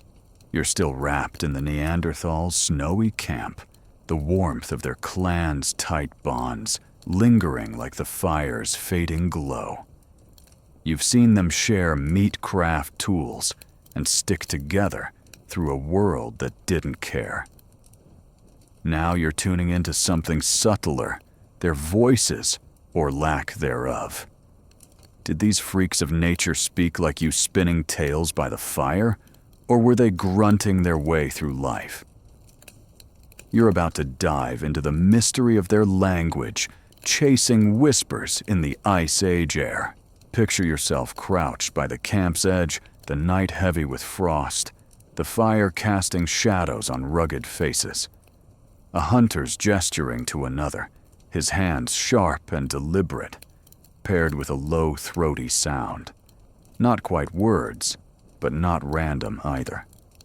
The air hums with their chatter, if you can call it that. Mainstream fact studies of Neanderthal hyoid bones, like the one found in Israel's Kibara cave, show they had the physical capacity for speech, with throats and mouths similar to ours. You're listening, straining to catch meaning, wondering if they're planning a hunt or just griping about the cold. Their sounds are wild. You hear a mix of grunts, clicks, maybe something like a word short and clipped. It's not your language with its endless sentences, but it's doing the job conveying who's hunting, where the elk are maybe even danger. You're picturing a Neanderthal warning his clan about a prowling lion, his voice sharp, urgent, no fluff. Historians still argue whether they had true language with grammar and abstract ideas, or just complex vocalizations, like souped-up animal calls. You're leaning toward language those big brains you saw weren't just for show. Let's get freaky. A quirky tidbit: some researchers point to Neanderthal ear bones found in places like Spain's Atapuerca, which suggest they could hear high-frequency sounds perfect for picking up nuanced speech. You're imagining a Neanderthal kid catching a whispered warning from his mom, his ears tuned to her voice over the wind's howl. You're at the camp now, watching a woman point at a starry sky, her voice rising, maybe naming a constellation, or just saying, "Look." You're hooked. Your modern chatter feeling noisy compared to their sparse, loaded sounds. You're closer to the fire, the group's murmurs blending with the crackling flames. An elder's teaching a teen to nap flint, his grunts timed with each strike, guiding without wasting breath. It's not a lecture, but it's clear: hit here, not there. You're thinking of their tool-making, how hands-on it was, or their clan bonds built on shared tasks. Language, if that's what this is, isn't just talk, it's action tying their world together. You're wondering if you'd get their cues, or if you'd miss the point and get shushed. Their communication wasn't all vocal. You're noticing their hands broad, scarred, but expressive. A hunter waves off a kid a quick flick, meaning, not now. A woman touches another's shoulder paired with a soft hum, maybe comfort. Some scientists think gestures were half their language, like sign language, but rougher. Others say voices led gestures just back up. You're picturing a hunt silent, but for a few grunts, hands signaling the plan. It's efficient, and you're jealous, your texts and emojis suddenly feeling clunky. Joke time, think your group chat's chaotic. Try coordinating a mammoth takedown with 3 grunts and a head nod. Their words carried weight. You're imagining a Neanderthal saying something like, "Fire low, everyone jumping to grab wood." No fluff, no maybe later. You're thinking of your own talks, filled with ums and tangents. Theirs cut deep, every sound earned. You're picturing a story by the fire, not Shakespeare, but vivid a hunter, mimicking a bear's roar, his voice low, the clan leaning in. It's not your Netflix binge, but it's gripping their voices, painting the dark. The risks were real. You're noticing a hunter's hoarse rasp, maybe from shouting in a storm. Miscommunication could kill if left sounded like right. Your lunch for a wolf. Some skulls show ear damage, hinting they strained to hear in noisy caves. You're picturing a Neanderthal cupping his ear, missing a warning. Yet they survived. You're soft annoyed when your phone call drops. Another joke. If Neanderthals had voicemails, it'd be grunt twice for danger, once for dinner. You're chuckling, but it's humbling their voices, however simple, kept them alive. Their language shaped their world. You're seeing callbacks to their hunts, where a grunt meant now, or their art may be inspired by a chanted tale. You're watching a kid mimic his dad's call, learning sounds as vital as flint or fire. It's not school, but it's legacy, like the tool making or diet you've seen. You're thinking of your own words tossed out carelessly. Theirs were tools crafted for survival, every syllable a step toward tomorrow. You're feeling the cold, now the fire's glow not quite enough. You're watching a woman hum softly, soothing a restless kid. It's not a song, but it's close her voice, a thread in the clan's fabric. You're wondering if they sang, laughed, or mourned with these sounds. Some researchers think they had proto-music, maybe rhythmic grunts. Others say it was all business, no room for melody. You're picturing a Neanderthal tapping a bone, the clan joining in a fleeting moment of joy. It's a stretch, but those big skulls could have held it. You're settling into the camp's rhythm, the murmurs blend in with the wind. You notice a hunter's sharp call, rallying the group to check a trap. It's not fluent, but it's enough clear, direct, alive. You're thinking of their bonds, how sharing meat or tools built trust. Language, or whatever this is, was glue holding their clan tight. You're wondering if your words do that, or if they're just noise. It's deep, but you're feeling it. Their voices, raw and real, echoing across millennia. The camp's quiet. Now, the fire low, the group close. You're watching a teen practice a call, his voice cracking but determined. It's not your world of endless texts and podcasts, but it's richer, grounded in need. You're picturing the cave art, maybe a mark for a spoken tale, or the fire that warmed their stories. Their sounds weren't just survival. They were connection, maybe even soul. You're wondering if you'd find your place in their chorus, or if you'd be too loud, too soft. You're lingering by the fire, the cold seeping through your imaginary furs. The group's calm, their voices a soft hum like the flint chips or roasted meat you've seen. They're not freaky anymore. They're human. their sounds a bridge to minds that face the dark and won. Final joke, if Neanderthals had a talk show, it'd be grunt and gripe with 0 commercial breaks. You're smiling, but it's real. Their voices, whether words or not, were power binding a clan that defied the Ice Age. You're hunkering down, the snow crunching underfoot, the fire's glow faint. Their language isn't just noise, it's a story, a spark that lit their world, like their tools or hunts. You're wondering if you've got a voice that clears something to carry your own clan. As you settle in, their murmurs fading, you realize their tale's still speaking. These grunting, maybe talking freaks have more to say, and you're ready to keep listening. You're still nestled in the Neanderthals' frosty camp, the echo of their grunts and murmurs fading into the snowy night. You've felt their clan's heartbeat, their voices, whether words or not, binding them tighter than any rope. Now you're catching a whiff of something spicier, their love lives. These freaks didn't just hunt and grunt. They got close, real close, with early humans mixing genes in a steamy Ice Age hookup. You're about to dive into their interbreeding bombshell, and it's going to get wild. Picture yourself by the fire's dying glow, the camp quiet, except for the wind's low moan. You spot 2 figures in the shadows, a Neanderthal, stocky and heavy-browed, and a taller, slimmer stranger, an early modern human, their furs brushing as they share a scrap of meat. The air's charged, not just with cold, but with something else, a spark across species.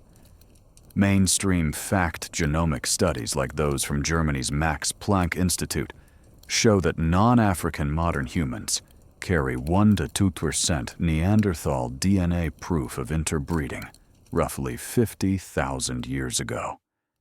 You're watching them, your modern mind reeling, wondering how this even happened. Their hookups were no accident. You're imagining a chance meeting, maybe at a riverbank, both groups hunting the same deer. The Neanderthals' clan is small, maybe low on women. The humans are new, curious with sharper tools. A trade turns into a talk into a night, and boom, genes mix.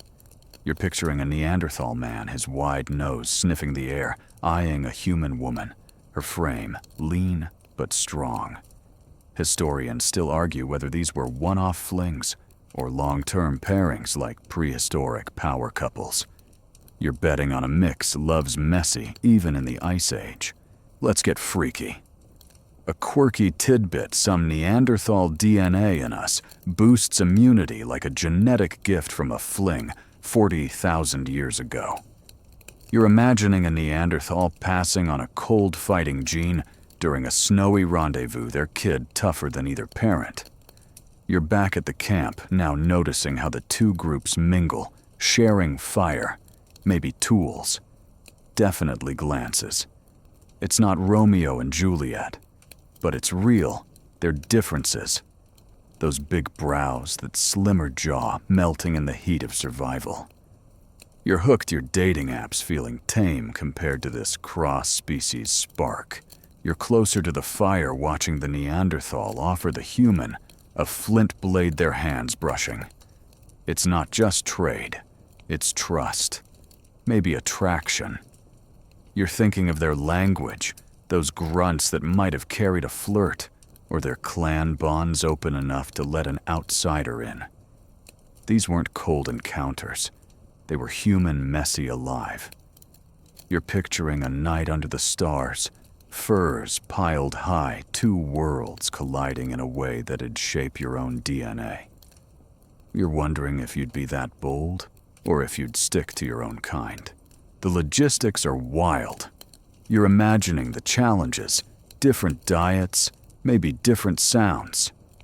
Did the human find the Neanderthals marrow-slurping gross? Did the Neanderthal think the human's chatter was too much? Yet they made it work, their kids' proof of compromise. Some researchers think these hybrids were rare, maybe shunned by both groups. Others say they were common, blending clans into stronger tribes. You're picturing a kid with a human's chin and a Neanderthal's brawn fitting in, maybe leading. You're impressed your modern drama's feeling small. The impact was huge. You're thinking of that DNA in you, maybe your thick hair or strong immune system, a gift from these hookups. It's not just genes, it's culture. You're picturing humans learning Neanderthal tricks, fire-starting tool making, while Neanderthals picked up human ideas, maybe better spears. You're seeing callbacks to their hunts, their art, all enriched by this mixing. It's a two-way street, and you're awed your world of borders and apps so rigid compared to their open, primal exchange. Joke time, think your dating profile's picky. Try swiping right on a species. Their hookups weren't all rosy. You're noticing tension, a Neanderthal glaring at the human, maybe jealous or wary.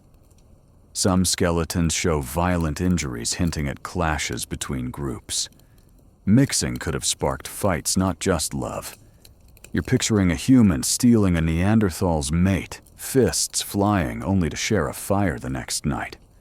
You're soft ghosting someone over a bad text. These freaks fought, loved, and moved on their survival bigger than pride. Another joke, if Neanderthals had breakup songs, it'd be Grunt on My Heart, belted by a cave fire. Their kids were the real story.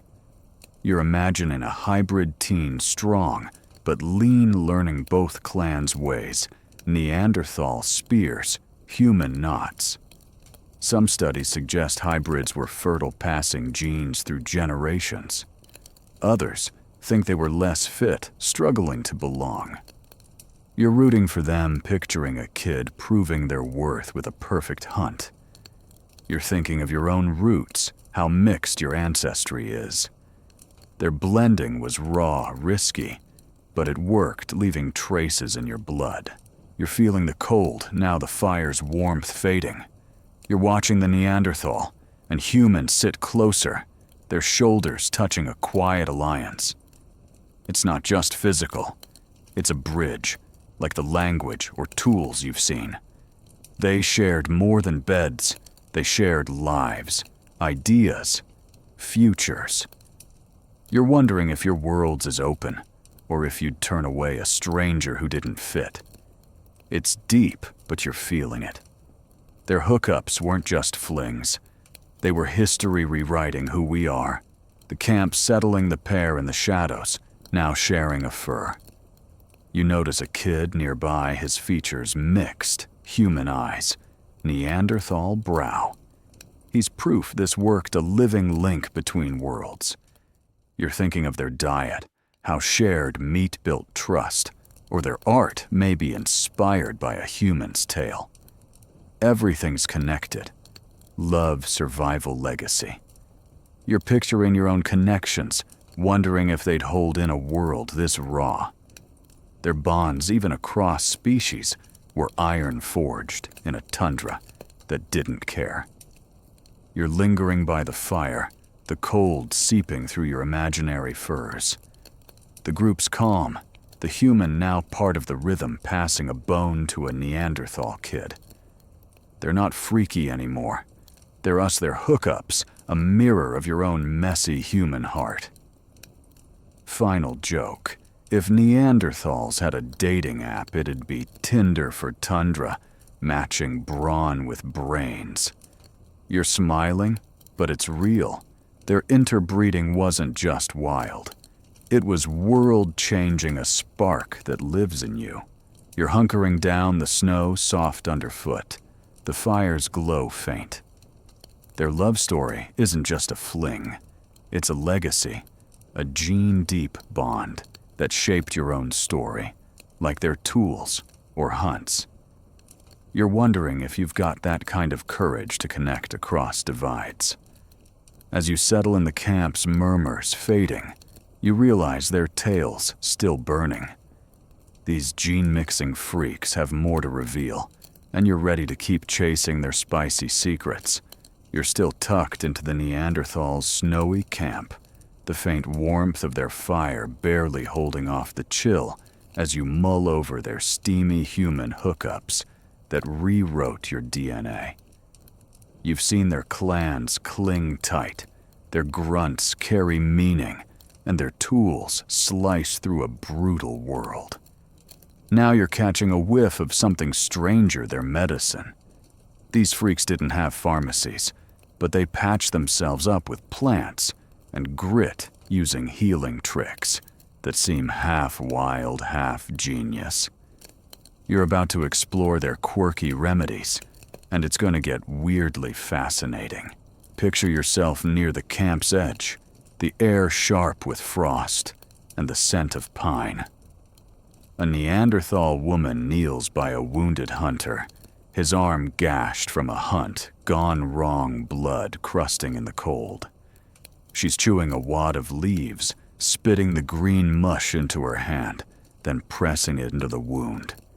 You wince, but her focus is steady, like she's done this 100 times.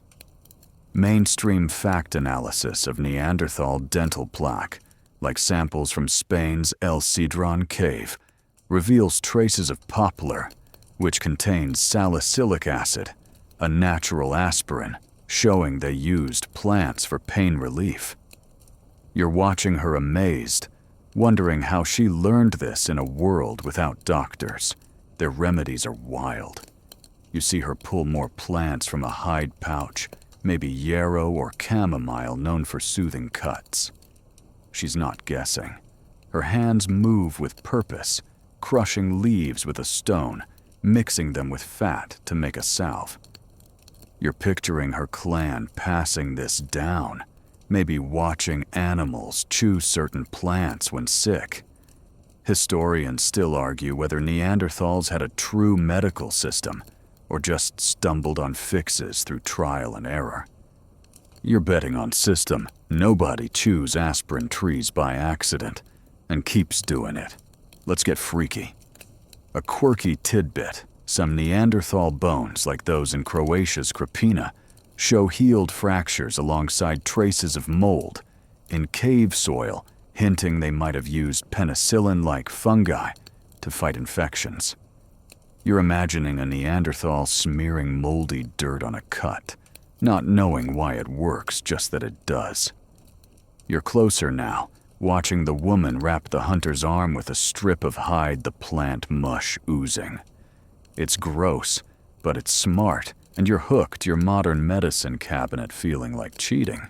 You're by the fire, the wounded hunter resting his breathing easier. The woman's checking another clan member, an elder, with a limp, handing him a twig to chew, maybe willow bark, another painkiller. You're thinking of their diet, how they ate roots and berries, or their tool-making precise as surgery. Healing was another skill, woven into their survival like fire or hunts. You're picturing your own fixes, popping a pill, calling it a day. Theirs was raw, hands-on, a fight to keep the clan whole. Their medicine wasn't just plants. You're noticing a kid with a swollen ankle, the woman pressing warm stones against it, heated in the fire. It's basic but clever, easing pain with heat, like their fire-taming tricks. Some researchers think they used physical therapy like massage or splints to fix sprains. Others say it was mostly herbs, no fancy techniques. You're picturing a Neanderthal rubbing a sore shoulder, grunting instructions to rest simple, but it worked. You're impressed, your ice packs and bandages feeling soft. The risks were brutal. You're watching the hunter wince as the woman checks his wound. A bad plant or too much could poison him. Infection could kill. Some skeletons show unhealed cuts, proof not every fix worked. You're picturing a Neanderthal trying a new herb, hoping it's not deadly, their clan watching tense. You're soft Googling side effects before taking a vitamin. Joke time. Think your doctor's visit's rough. Try getting a checkup from a cave woman with a handful of mystery leaves. Their healing was communal. You're seeing the clan rally the woman's not alone. Another's boiling water. A kid's fetching moss. It's like their mammoth hunt or fire tending everyone in. You're thinking of their bonds, how they carried the wounded, or their language grunts guiding care. Healing wasn't just for the hurt. It kept the group strong. You're picturing a Neanderthal staying up all night watching a sick friend, no thought of giving up. You're wondering if your crew would do that or if you'd all just text, "Get well." Their knowledge was deep. You're watching the woman select plants, her eyes sharp, like the toolmakers napping flint. She knows which leaves soothe, which bark, numbs learned from elders or hard lessons. Some studies suggest they used plants like mugwort, maybe for digestion or even childbirth. You're imagining a Neanderthal woman chewing herbs to ease labor pains, her clan circling supportive. It's not a hospital, but it's life, and you're awed your modern reliance on clinics feeling detached. You're feeling the cold. Now the fire's glow not quite reaching your fingers. You're watching an elder chew a root, his arthritis, maybe easing his trust in the woman total. It's not just plants. It's belief a kind of medicine itself. You're thinking of their cave art, maybe a mark for a healed friend, or their diet plants as food and cure. Everything's linked survival care clan. You're wondering if you've got that instinct to heal with what's around you, or if you're too tied to prescriptions. The camp's quiet, the wounded hunter sleeping his arm bandaged with hide. You notice a kid copying the woman crushing leaves, learning young, like with tools or fire. It's a legacy passed through hands and pain. You're thinking of your own skills, maybe learned online or half forgotten. Theirs were vital, every remedy, a step toward another day. Another joke, if Neanderthals had pharmacies, they'd stock willow bark, chewables, and mold surprise ointment. You're chuckling, but it's humbling. Their healing was life or death, and they nailed it. You're settling into the camp's pulse, the fire crackling the woman's hands still working sorting plants. You're seeing their toughness, not just in muscle, but in care. Patching up a clan that faced bears and blizzards. You're picturing a Neanderthal binding a wound. No panic. Just focus like their spear thrusts or art. It's not freaky anymore. It's human, a stubborn will to keep going. You're wondering if you've got that grit to heal your people when the world's against you. The camp settling the fire low, the clan close. You notice the woman pat the hunter's shoulder, a rare, soft gesture, like the bonds you saw. Their remedies weren't just fixes. They were love, a way to hold the group tight. You're thinking of their interbreeding, how sharing genes built bridges, or their tools crafted for survival. Their healing's another thread weaving their story. You're picturing your own fixes, wondering if they'd hold in this raw world. Their care was iron forged in a tundra that didn't care. You're lingering by the fire, the cold creeping through your imaginary furs. The group's calm, the woman's pouch of plants tucked away ready for the next hurt. They're not freaks, they're survivors. They're remedies, a testament to minds that outsmarted pain. Final joke, if Neanderthals had a medical drama, it'd be cave MD leaf or death. You're smiling, but it's real. Their healing wasn't just clever. It was hope keeping a clan alive. As you hunker down, the snow soft underfoot, you realize their tales still unfolding. These plant-chewing freaks have more to show, and you're ready to keep learning their cures. You're still shivering in the Neanderthals' frosty camp, the faint herbal tang of their plant-based remedies lingering in the air. You've seen them stitch their clan together with care, their grunts sparking connection, their genes mixing with humans in wild flings.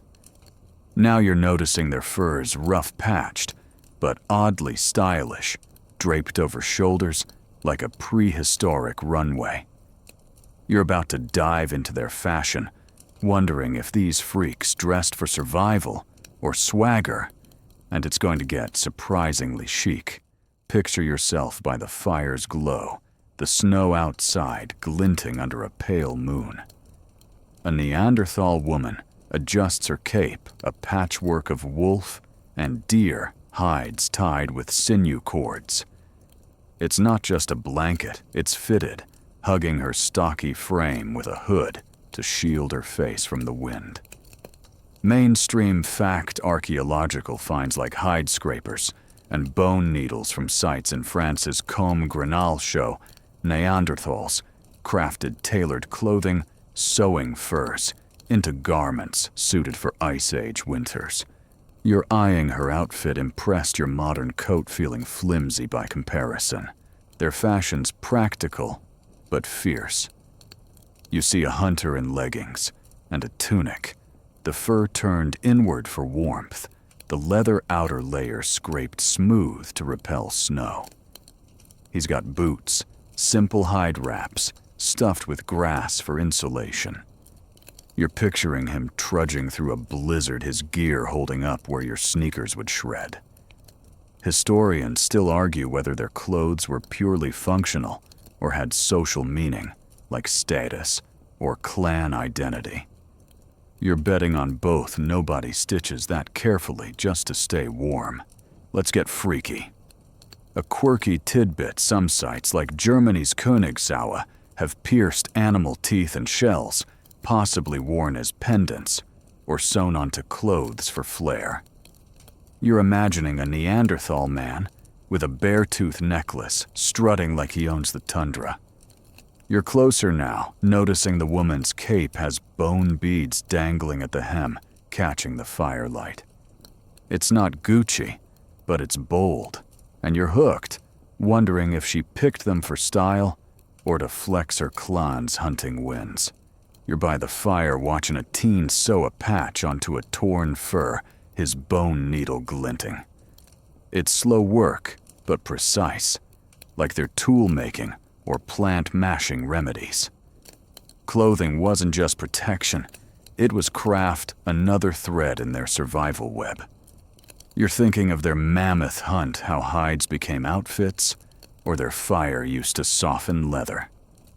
You're picturing your own wardrobe grabbed off a rack, no sweat involved.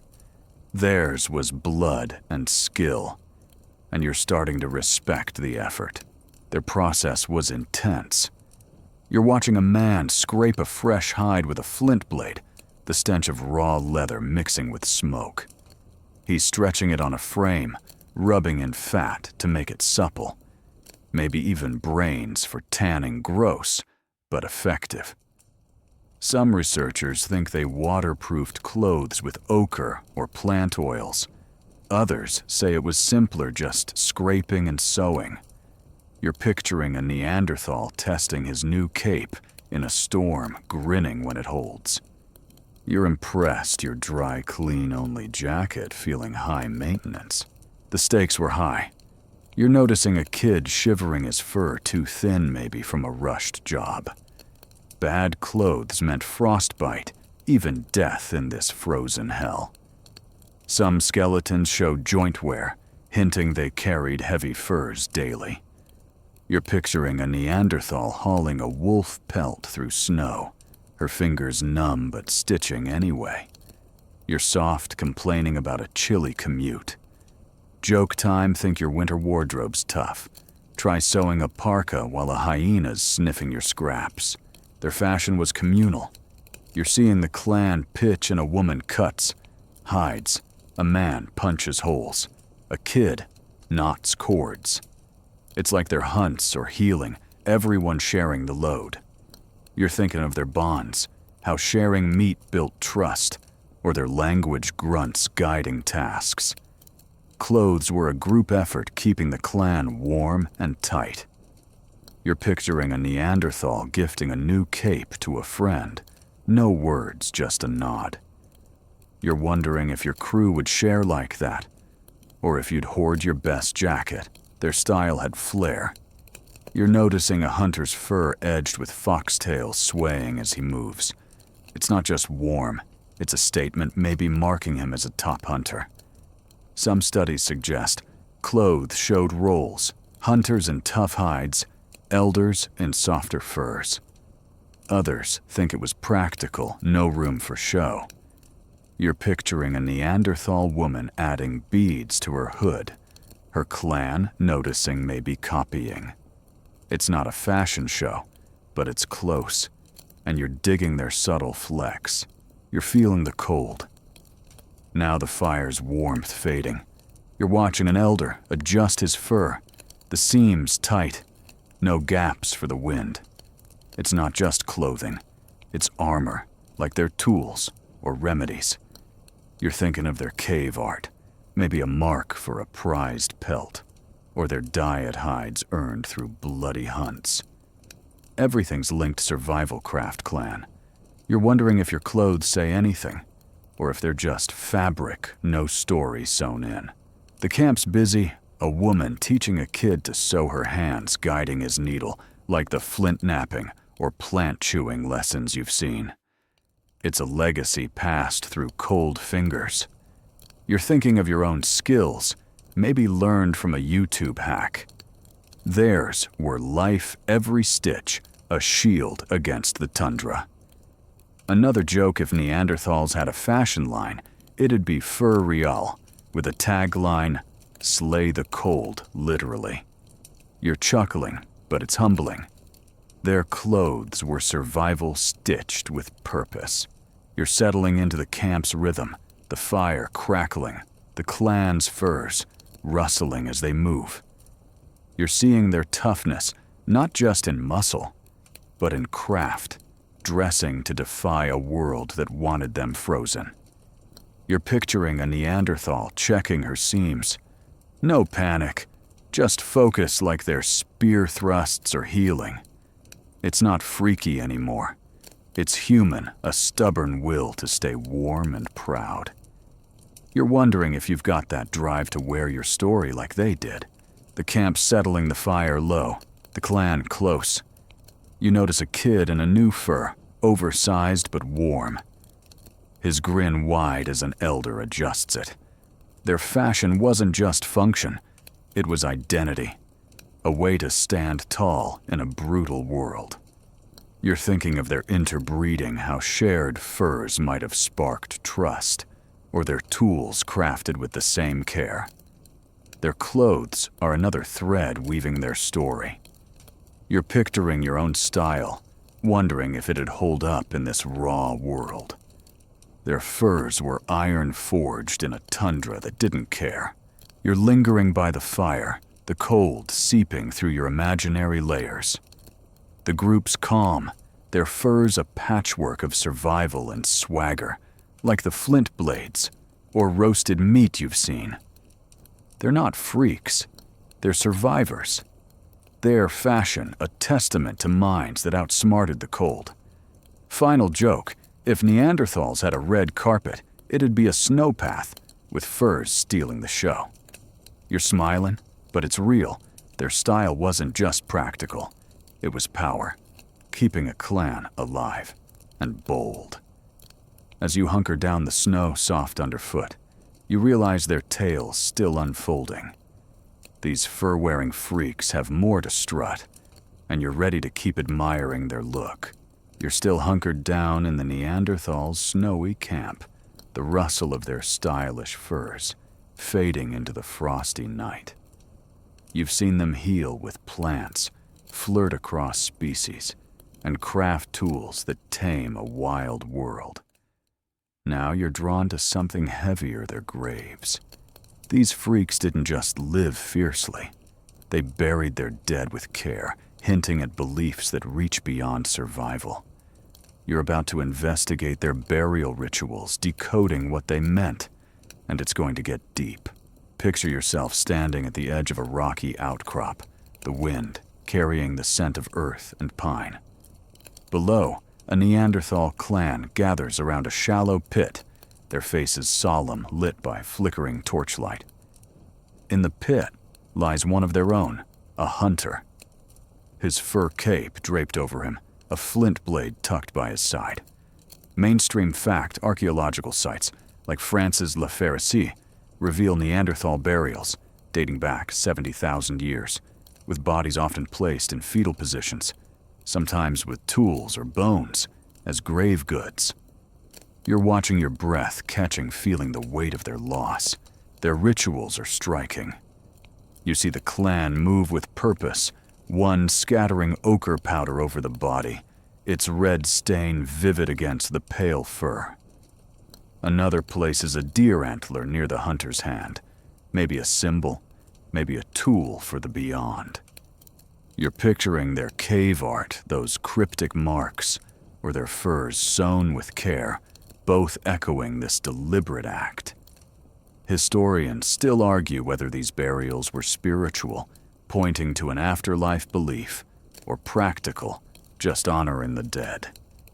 You're leaning towards spiritual. Nobody sprinkles ochre like it's nothing.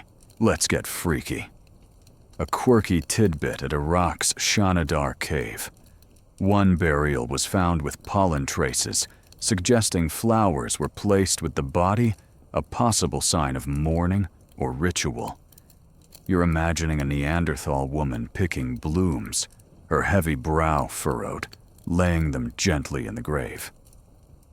You're closer now, the clan's silence heavy, broken only by a low hum, maybe a chant.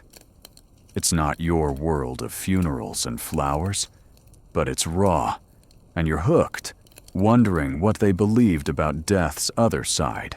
You're by the grave, the cold seeping through your imaginary furs. The clan's leader, maybe the hunter's brother, kneels arranging stones around the pit. It's not just burial, it's closure, a way to say goodbye. You're thinking of their bonds, how they carried the wounded, or their healing fighting to keep each other alive. This is the end of that fight, but it's not abandonment. You're picturing your own losses, how you'd mark them. Theirs is simple but profound, and you're feeling it. Your modern rituals seeming polished but distant. Their burials weren't uniform. You're imagining another site, maybe a child's grave found with a single shell, or an elder's bare, but carefully dug. Some researchers think grave goods, tools, bones meant status, like their furs showed rank.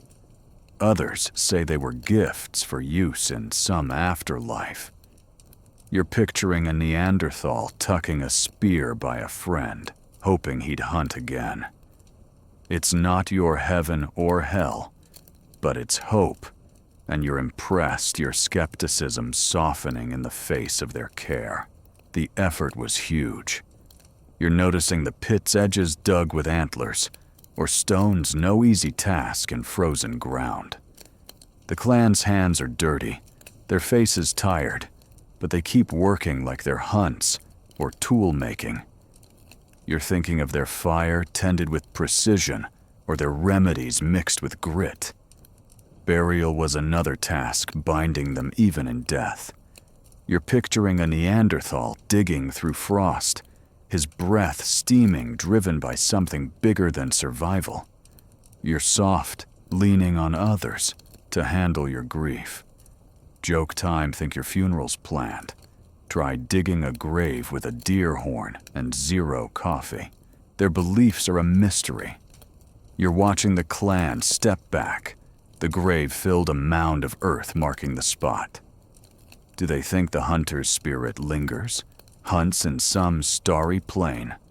Some studies suggest they saw death as a journey, hence the tools.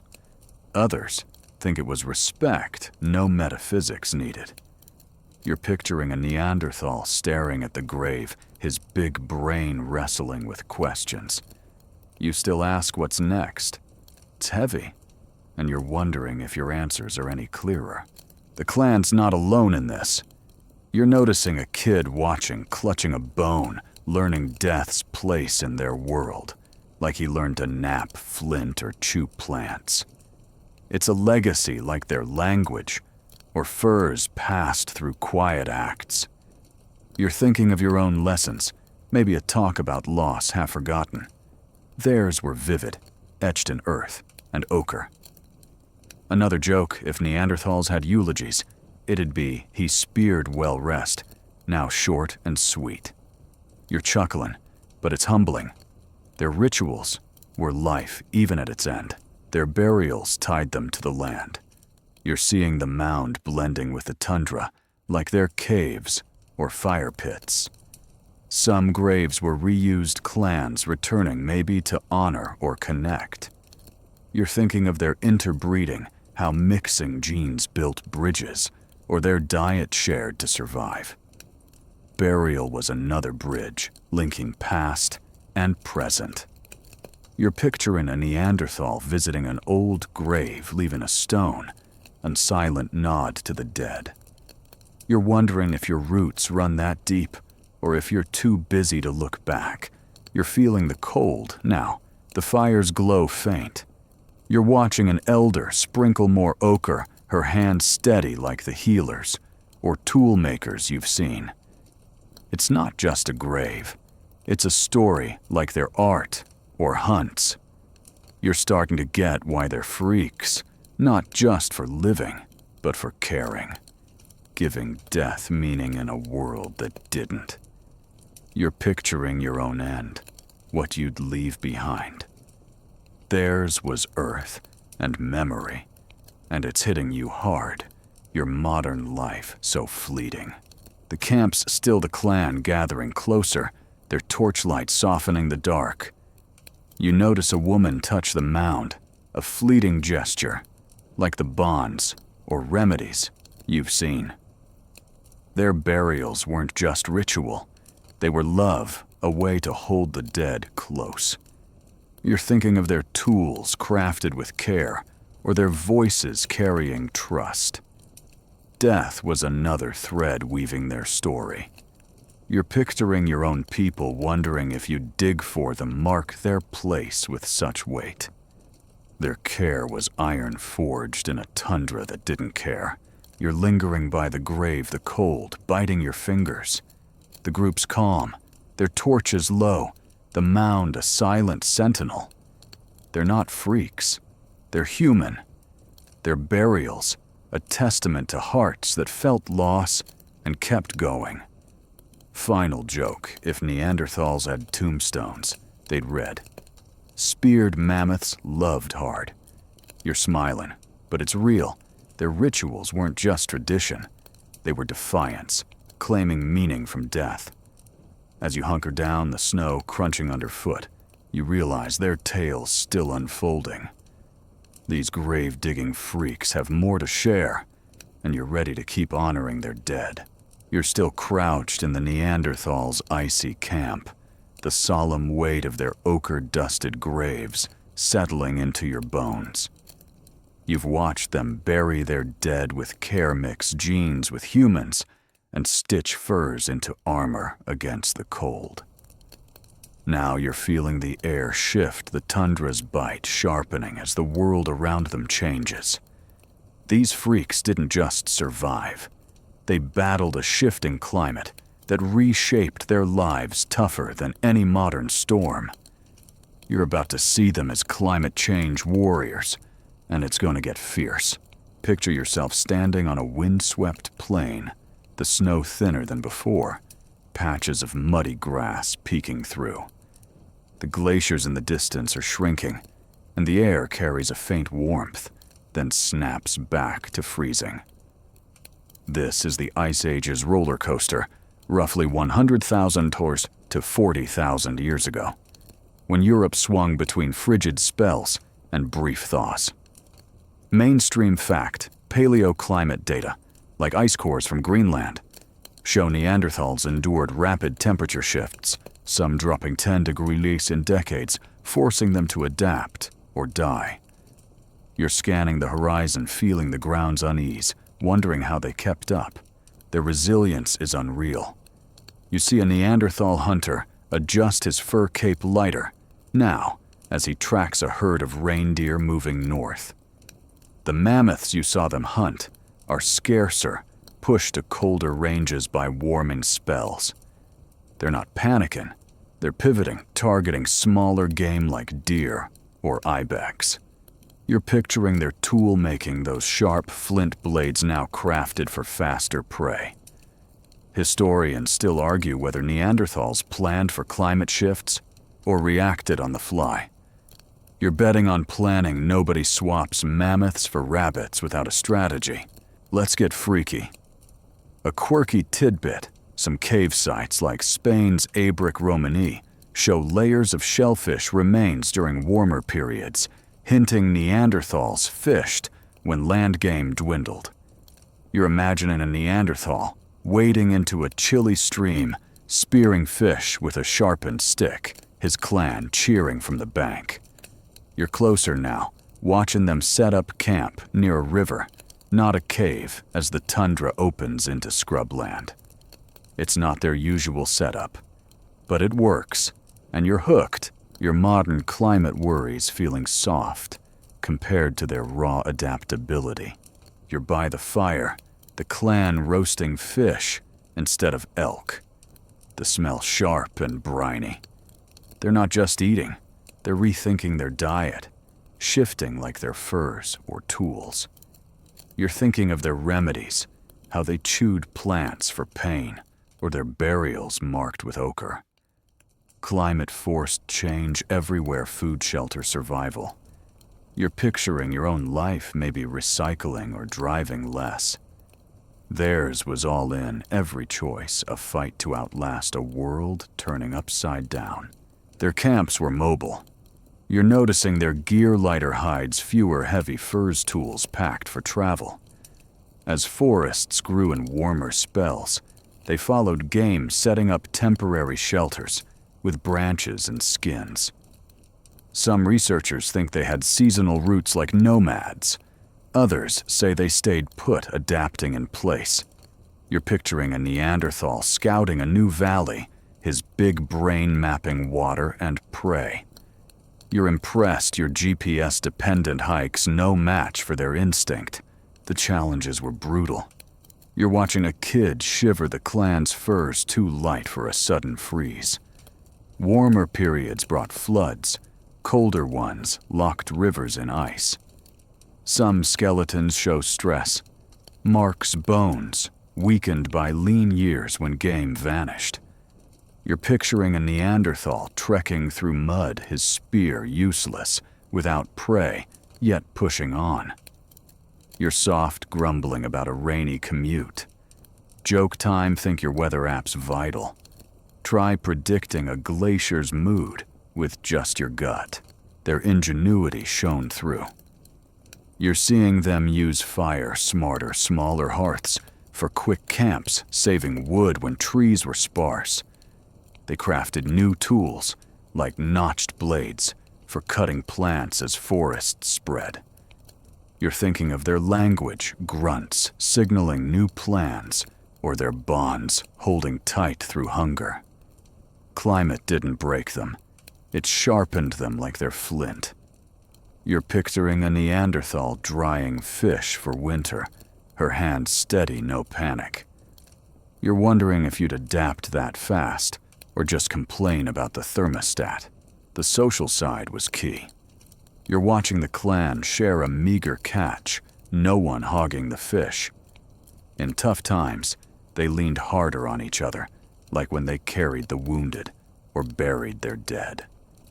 You're picturing a Neanderthal splitting a root with a kid teaching survival like they're tool-making or healing tricks. It's not your world of solo fixes, it's collective raw. You're thinking of your own crew, wondering if you'd share your last bite in a crisis. Their unity's humbling, a strength you're starting to envy. Their world kept shifting. You're noticing more birds, fewer wolves as the tundra softens. They're hunting differently traps for small game, not just spears for giants.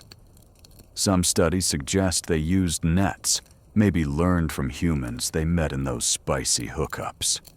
You're picturing a Neanderthal weaving grass cords, his fingers quick, adapting to a world where mammoths are myths.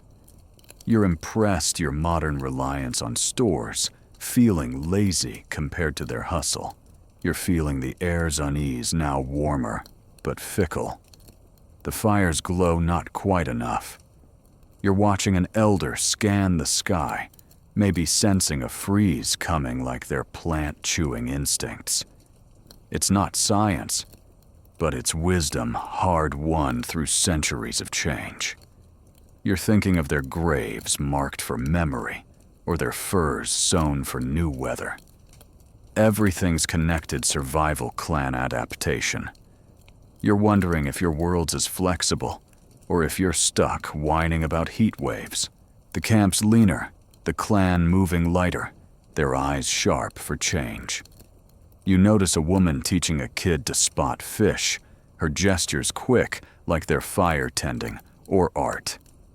It's a legacy passed through hunger and hope, like their tools or voices. You're thinking of your own skills, maybe learned for fun, not life. Theirs were survival, every lesson a shield against a shifting world. Another joke, if Neanderthals had a climate conference, it'd be spear more, freeze less. You're chuckling, but it's humbling. Their adaptability was life, and they owned it. You're settling into the camp's pulse, the fire crackling the clan's movements, fluid like their hunts or remedies. You're seeing their toughness, not just in muscle, but in spirit, bending with a world that tried to break them. You're picturing a Neanderthal checking a trap. No panic, just focus like their burials or tool making. It's not freaky anymore. It's epic, a stubborn will to outlast chaos. You're wondering if you've got that grit to face change with their fire. The camp's quiet, the fire low, the clan close. You notice a hunter adjust his lighter fur, ready for a warmer hunt, his trust in the group total. Their climate fight wasn't just survival. It was defiance, a way to claim their place in a wild world. You're thinking of their interbreeding, how new ideas strengthened them, or their art marking their story. Their adaptability's another thread weaving their legacy. You're picturing your own battles, wondering if you'd stand as tall. Their resilience was iron forged in a tundra that didn't care. You're lingering by the fire, the cold softening the clan's new rhythm steady. They're not freaks. They're warriors. Their climate dance a testament to minds that outsmarted chaos. Final joke, if Neanderthals had a weather channel, it'd be tundra. Today, hunt fast, love hard. You're smiling, but it's real. Their adaptability wasn't just clever. It was power keeping a clan alive through change. As you hunker down, the snow melting underfoot, you realize their tales still unfolding. These climate-battling freaks have more to show, and you're ready to keep chasing their strength. You're still huddled in the Neanderthals' frosty camp, the shifting tundra's unpredictability fresh in your mind as you catch your breath from their climate-battling prowess. You've seen them honor their dead with ochre-mixed genes in wild flings and stitch furs into icy armor. Now you're circling back to those massive skulls you glimpsed early on, their oversized brains sparking a big question. Were these freaks smarter than us, or just built for a different game? You're about to dive into a brain-sized showdown, and it's going to get mind-bending.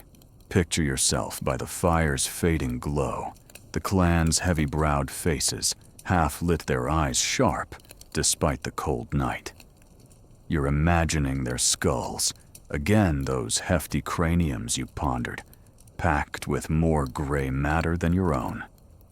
Mainstream fact studies of Neanderthal fossils like those from Italy's Sacco Pastore confirm their brains averaged 1/500 cubic centimeters out, sizing our 1/350. You're staring at a hunter, his brow ridge casting shadows, wondering what's firing in that big brain genius instinct or something we can't even grasp. Their brains were wild. You're picturing neurons sparking juggling hunts tools, maybe even the cave art you saw scrawled on walls.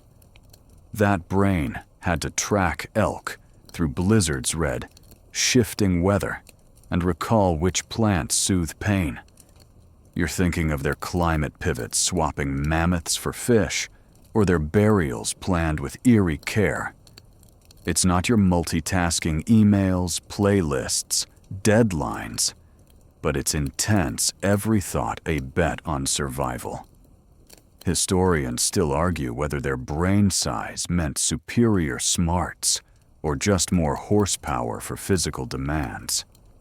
You're leaning towards smarts. Nobody outlasts an ice age without some serious mental muscle. Let's get freaky. A quirky tidbit, some Neanderthal skulls like those from France's L'Aquila show enlarged occipital lobes, suggesting boosted visual processing, maybe for spotting wolves in twilight snow. You're imagining a Neanderthal scanning a dim horizon, his brain pinging a predator's glint before you'd even squint. You're closer now, watching a woman nap, flint her focus, razor tight, her big brain calculating angles and force.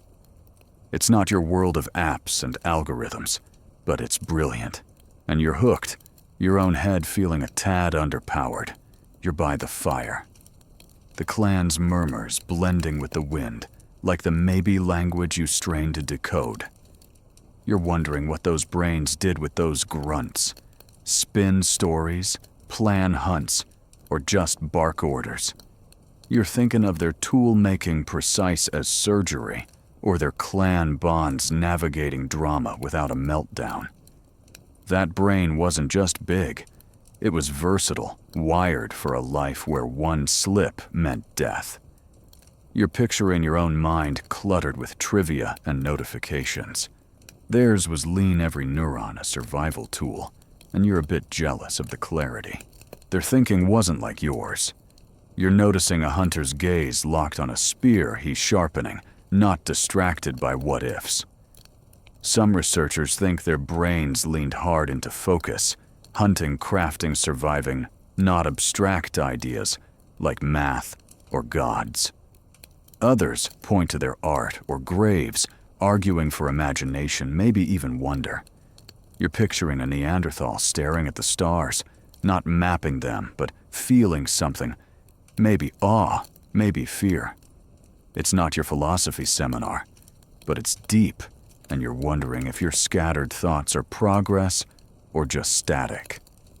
Joke time. Think your brain's busy. Try outsmarting a cave bear without a search engine.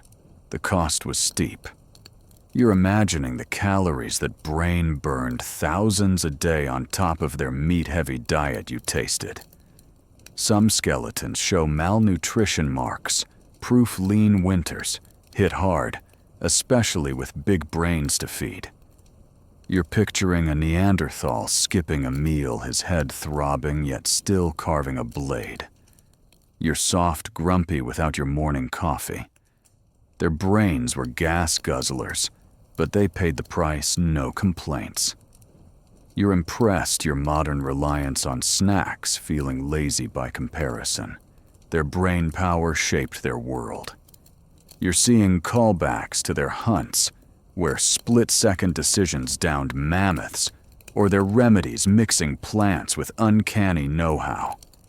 You're watching a teen mimic his dad's flint, strike his big brain soaking up lessons like they're fire tending or furs. It's not school, but it's learning raw and vital. You're thinking of your own education classes, apps half forgotten. Theirs was life, every thought a step toward tomorrow, and you're wondering if you'd keep up or flunk out. The limits are murky. You're noticing a woman's steady hands sewing a hide, her brain clearly sharp, but maybe not dreaming up poetry or cities. Some studies suggest their frontal lobes tied to planning and abstraction were smaller than ours. Others argue their brains were just differently organized, not less capable. You're picturing a Neanderthal planning a hunt, not a year ahead, but enough to win. It's not your 5-year plan, but it's enough, and you're starting to respect their focused genius over your sprawling ambitions. Their social smarts were key. You're watching the clan share a fish, no one grabbing too much, their brains reading cues you'd miss. You're thinking of their bonds, how they carried the weak, or their burials marked with meaning. That big brain wasn't just for spears. It was for trust, keeping the clan tight through chaos.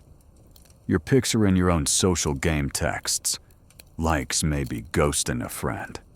Theirs was life or death, every glance a contract, and you're a little envious of their clarity. Another joke, if Neanderthals had a brain trust, it'd be grunt smart, love hard. Their brains took a toll. You're noticing a hunter's furrowed brow, maybe a headache from hunger or cold. Big brains meant big risks, more to feed, more to lose if injured. Some skulls show trauma-proof thinking didn't always save them.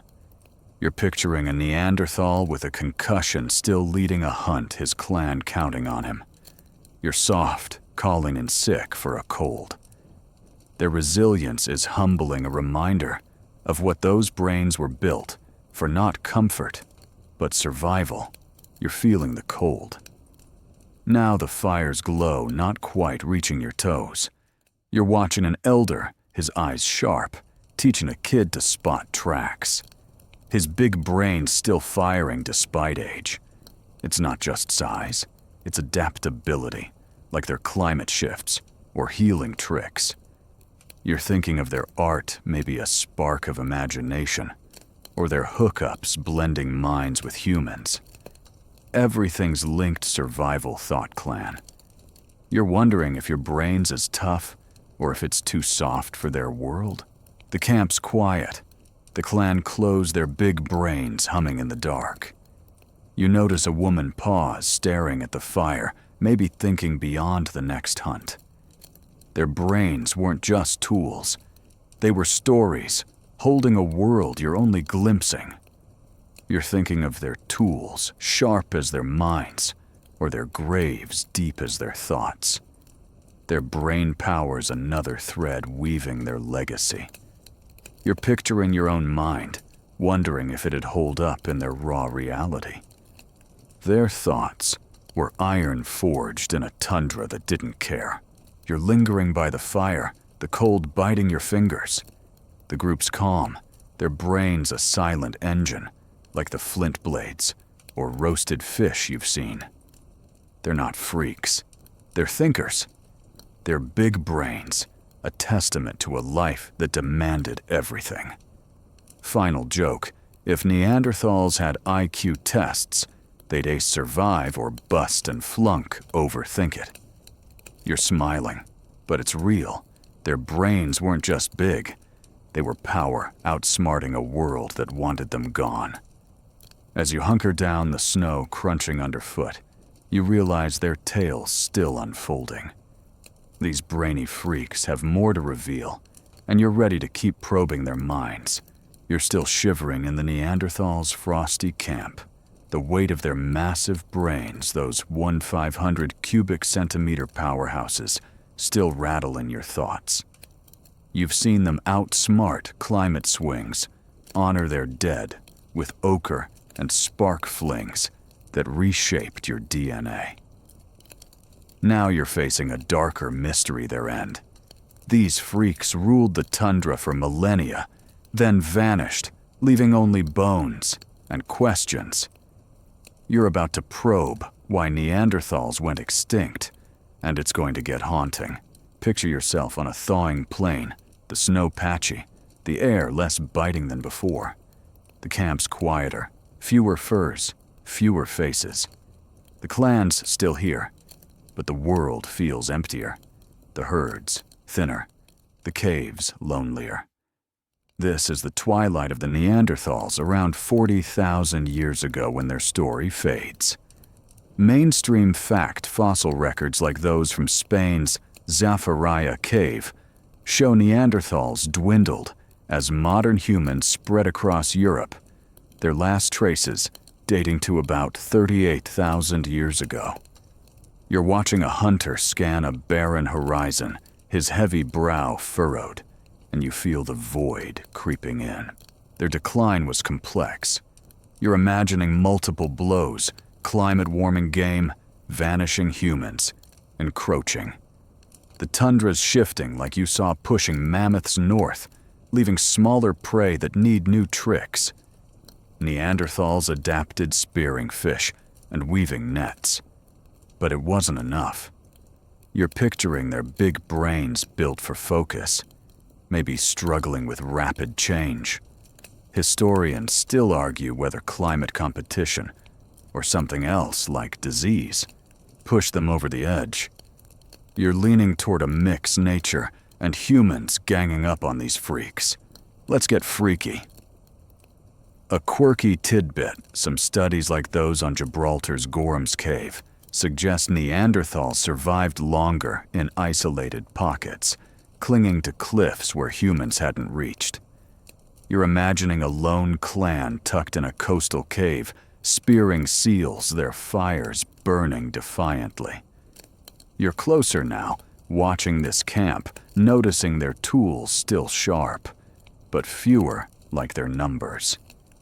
It's not despair, but it's tense, and you're hooked, your modern worries fading against their fight to exist.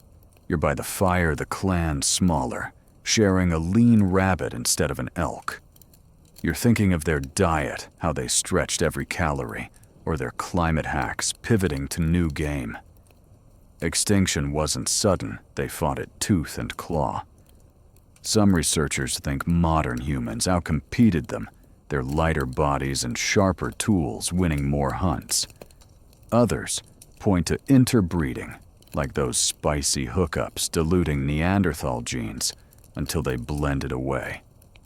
You're picturing a hybrid kid half Neanderthal joining a human clan their stocky cousins left behind. It's not betrayal, but it stings. Their social world shrank. You're noticing fewer kids, fewer elders, just a core group, their bonds tight but strained.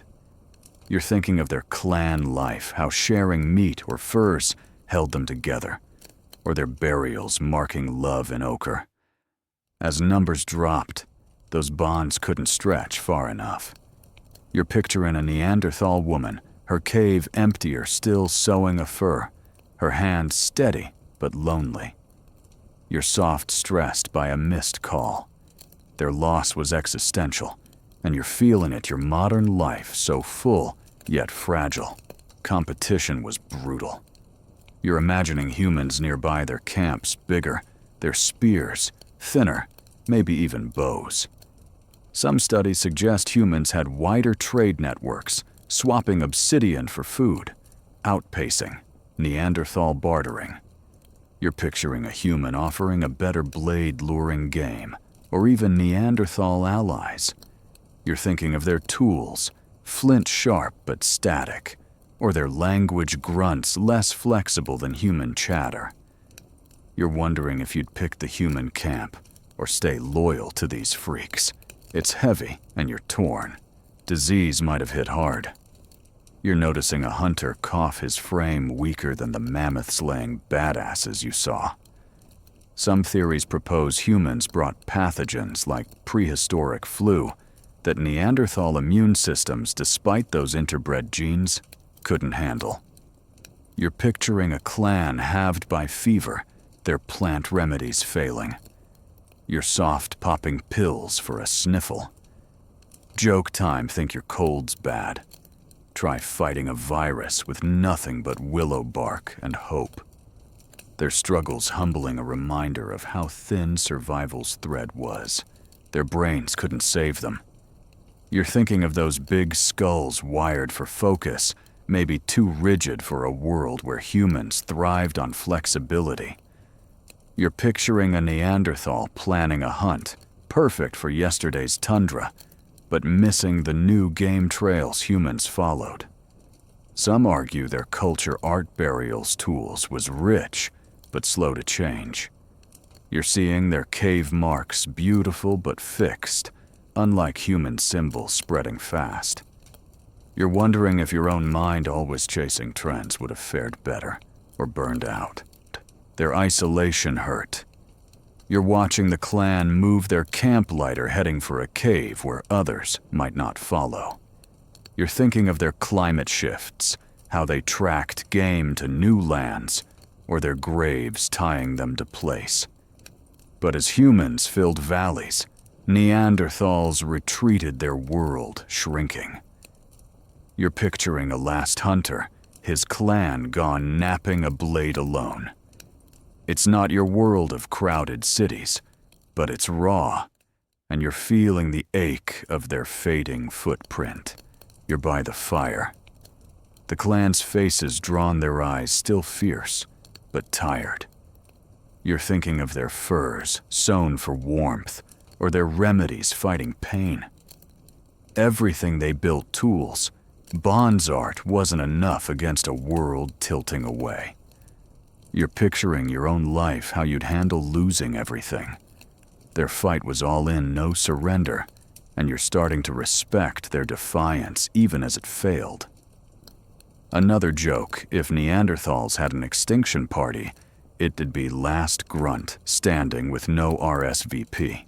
You're feeling the cold, now the fires glow dimmer, the camp's pulse slowing. You're watching a woman teach a kid to spear fish, her hands steady like they're tool makers or healers. It's a legacy, but it's fading, like their voices or hunts. You're thinking of their interbreeding, how their genes live in you, a faint echo of their fire. Their end wasn't total. They're in your blood. Your grit, maybe your stubborn streak. You're wondering if you'd carry their spark or let it die in your softer world. The camp's nearly silent, the clan small, their tools sparse but sharp. You notice a hunter carve a mark on a bone, maybe a last nod to their art, their story. They're not freaks, they're fighters. Their extinction a testament to a world too fierce for even them. You're thinking of their brains big but outpaced, or their furs warm but not enough. Their loss is another thread weaving a tale of struggle and strength. You're picturing your own end, wondering if you'd leave a mark as deep. Their fight was iron forged in a tundra that didn't care. You're lingering by the fire, the cold seeping through your imaginary furs. The group's calm, their eyes holding a fire that's almost out, like the flint blades or roasted fish you've seen. Their extinction isn't just loss, it's a warning, a mirror of a world that shifts without mercy. Final joke, if Neanderthals had a goodbye note, it'd read, "We tried, humans suck." You're smiling, but it's heavy. Their end wasn't just fate. It was a battle fought to the last breath. As you hunker down, the snow soft underfoot, you realize their tale's still whispering. These vanishing freaks have more to tell, and you're ready to keep chasing their ghost. You're still lingering in the Neanderthals' fading camp, the ghostly weight of their extinction settling like frost on your skin. You've watched them battle a changing world, bury their dead with care, and pack big brains that couldn't outrun their end. Now you're catching a spark of hope. Their legacy lives in you, their genes woven into your own DNA. You're about to explore how these freaks' essence endures, freaky but true, and it's going to hit close to home. Picture yourself by the fire's last embers, the tundra stretching empty under a starry sky. The clan's gone, their caves silent, but you feel a tingle like their spirits brushing your blood. You're not just imagining it, those hookups with early humans you glimpsed left a mark. Mainstream fact genomic research, like studies from Germany's Max Planck Institute, shows non-African modern humans carry 1 to 2% Neanderthal DNA, influencing traits from immunity to skin tone. You're looking at your hands wondering which bits of you, your grit, your allergies came from these stocky survivors. Their genes are sneaky. You're thinking of their interbreeding, those steamy moments by rivers, where Neanderthals and humans shared more than furs. Those trysts gifted you snippets of their toughness, maybe your ability to fight off a cold or handle high altitudes. You're picturing a Neanderthal's wide nose, built for icy air, echoing in your own lungs, letting you hike without wheezing. Historians still argue whether these genes were a boost or a burden, some saying they caused health issues like depression. You're betting on boost, your immune system's got a prehistoric edge, and you're grateful. Let's get freaky. A quirky tidbit: some Neanderthal DNA affects your keratin, making your hair or nails tougher, a nod to their need for rugged skin in a brutal world. You're imagining a Neanderthal woman, her calloused hands sewing furs, passing that resilience to you. So your split ends don't stand a chance.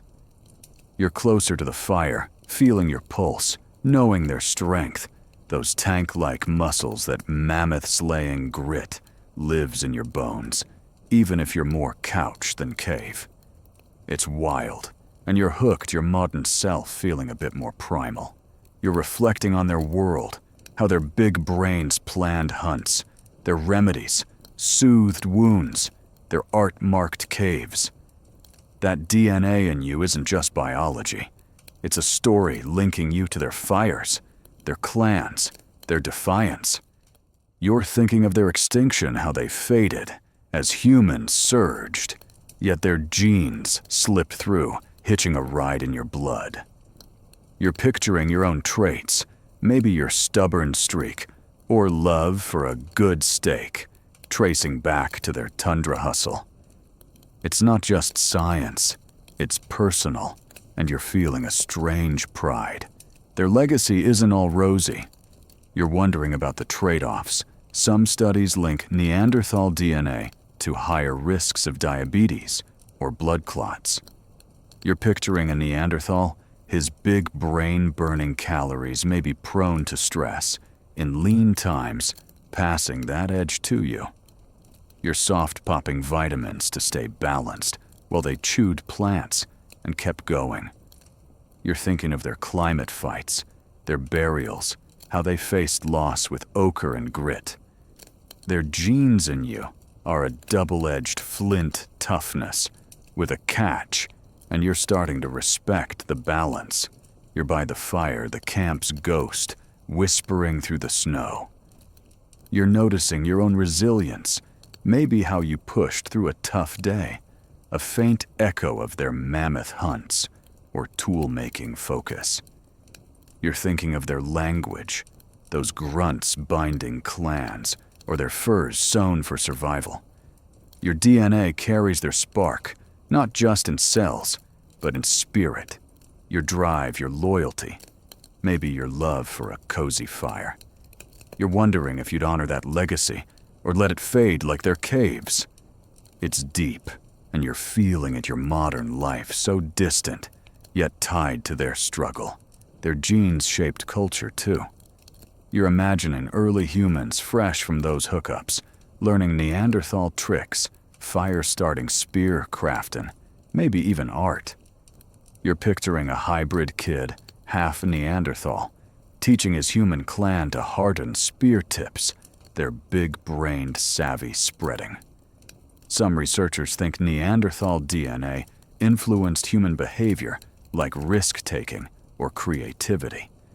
You're thinking of your own bold moves, starting a project, chasing a dream, maybe fueled by their fire. You're impressed your modern hustle owing a nod to these freaks. Joke time, think your grit's all you. Thank a Neanderthal for that never-quit vibe. Their endurance is humbling. You're picturing their last stands, those isolated caves where they speared seals as humans closed in. Their genes didn't just survive. They thrived, blending into human tribes, shaping you. You're thinking of their remedies, their climate pivots, how they fought to the end. That fight's in you, maybe in your stubborn push through a bad week or your knack for solving problems. You're soft leaning on apps and coffee, but there's sparks there, and you're starting to feel its heat. You're wandering the empty camp, the fire gone, the tundra silent. You're seeing their legacy in your mind's eye, their tools sharp as ever, their graves deep with meaning. Their DNA isn't just a trace, it's a thread weaving through your choices, your strengths. You're picturing a Neanderthal hunter, his eyes like yours, scanning for hope in a dying world. You're wondering if you carry that hope, or if your world's too noisy to hear it. Their genes are quiet but fierce, like their voices or hunts, and you're leaning into their echo. The risks they faced live in you too. You're thinking of their lean winters, their big brains hungry, their clans shrinking. Some Neanderthal genes might make you prone to stress, a shadow of their high-stakes life. You're picturing a Neanderthal woman, her hands steady despite fear, passing that tension to you. Maybe in your clenched jaw during a tough day.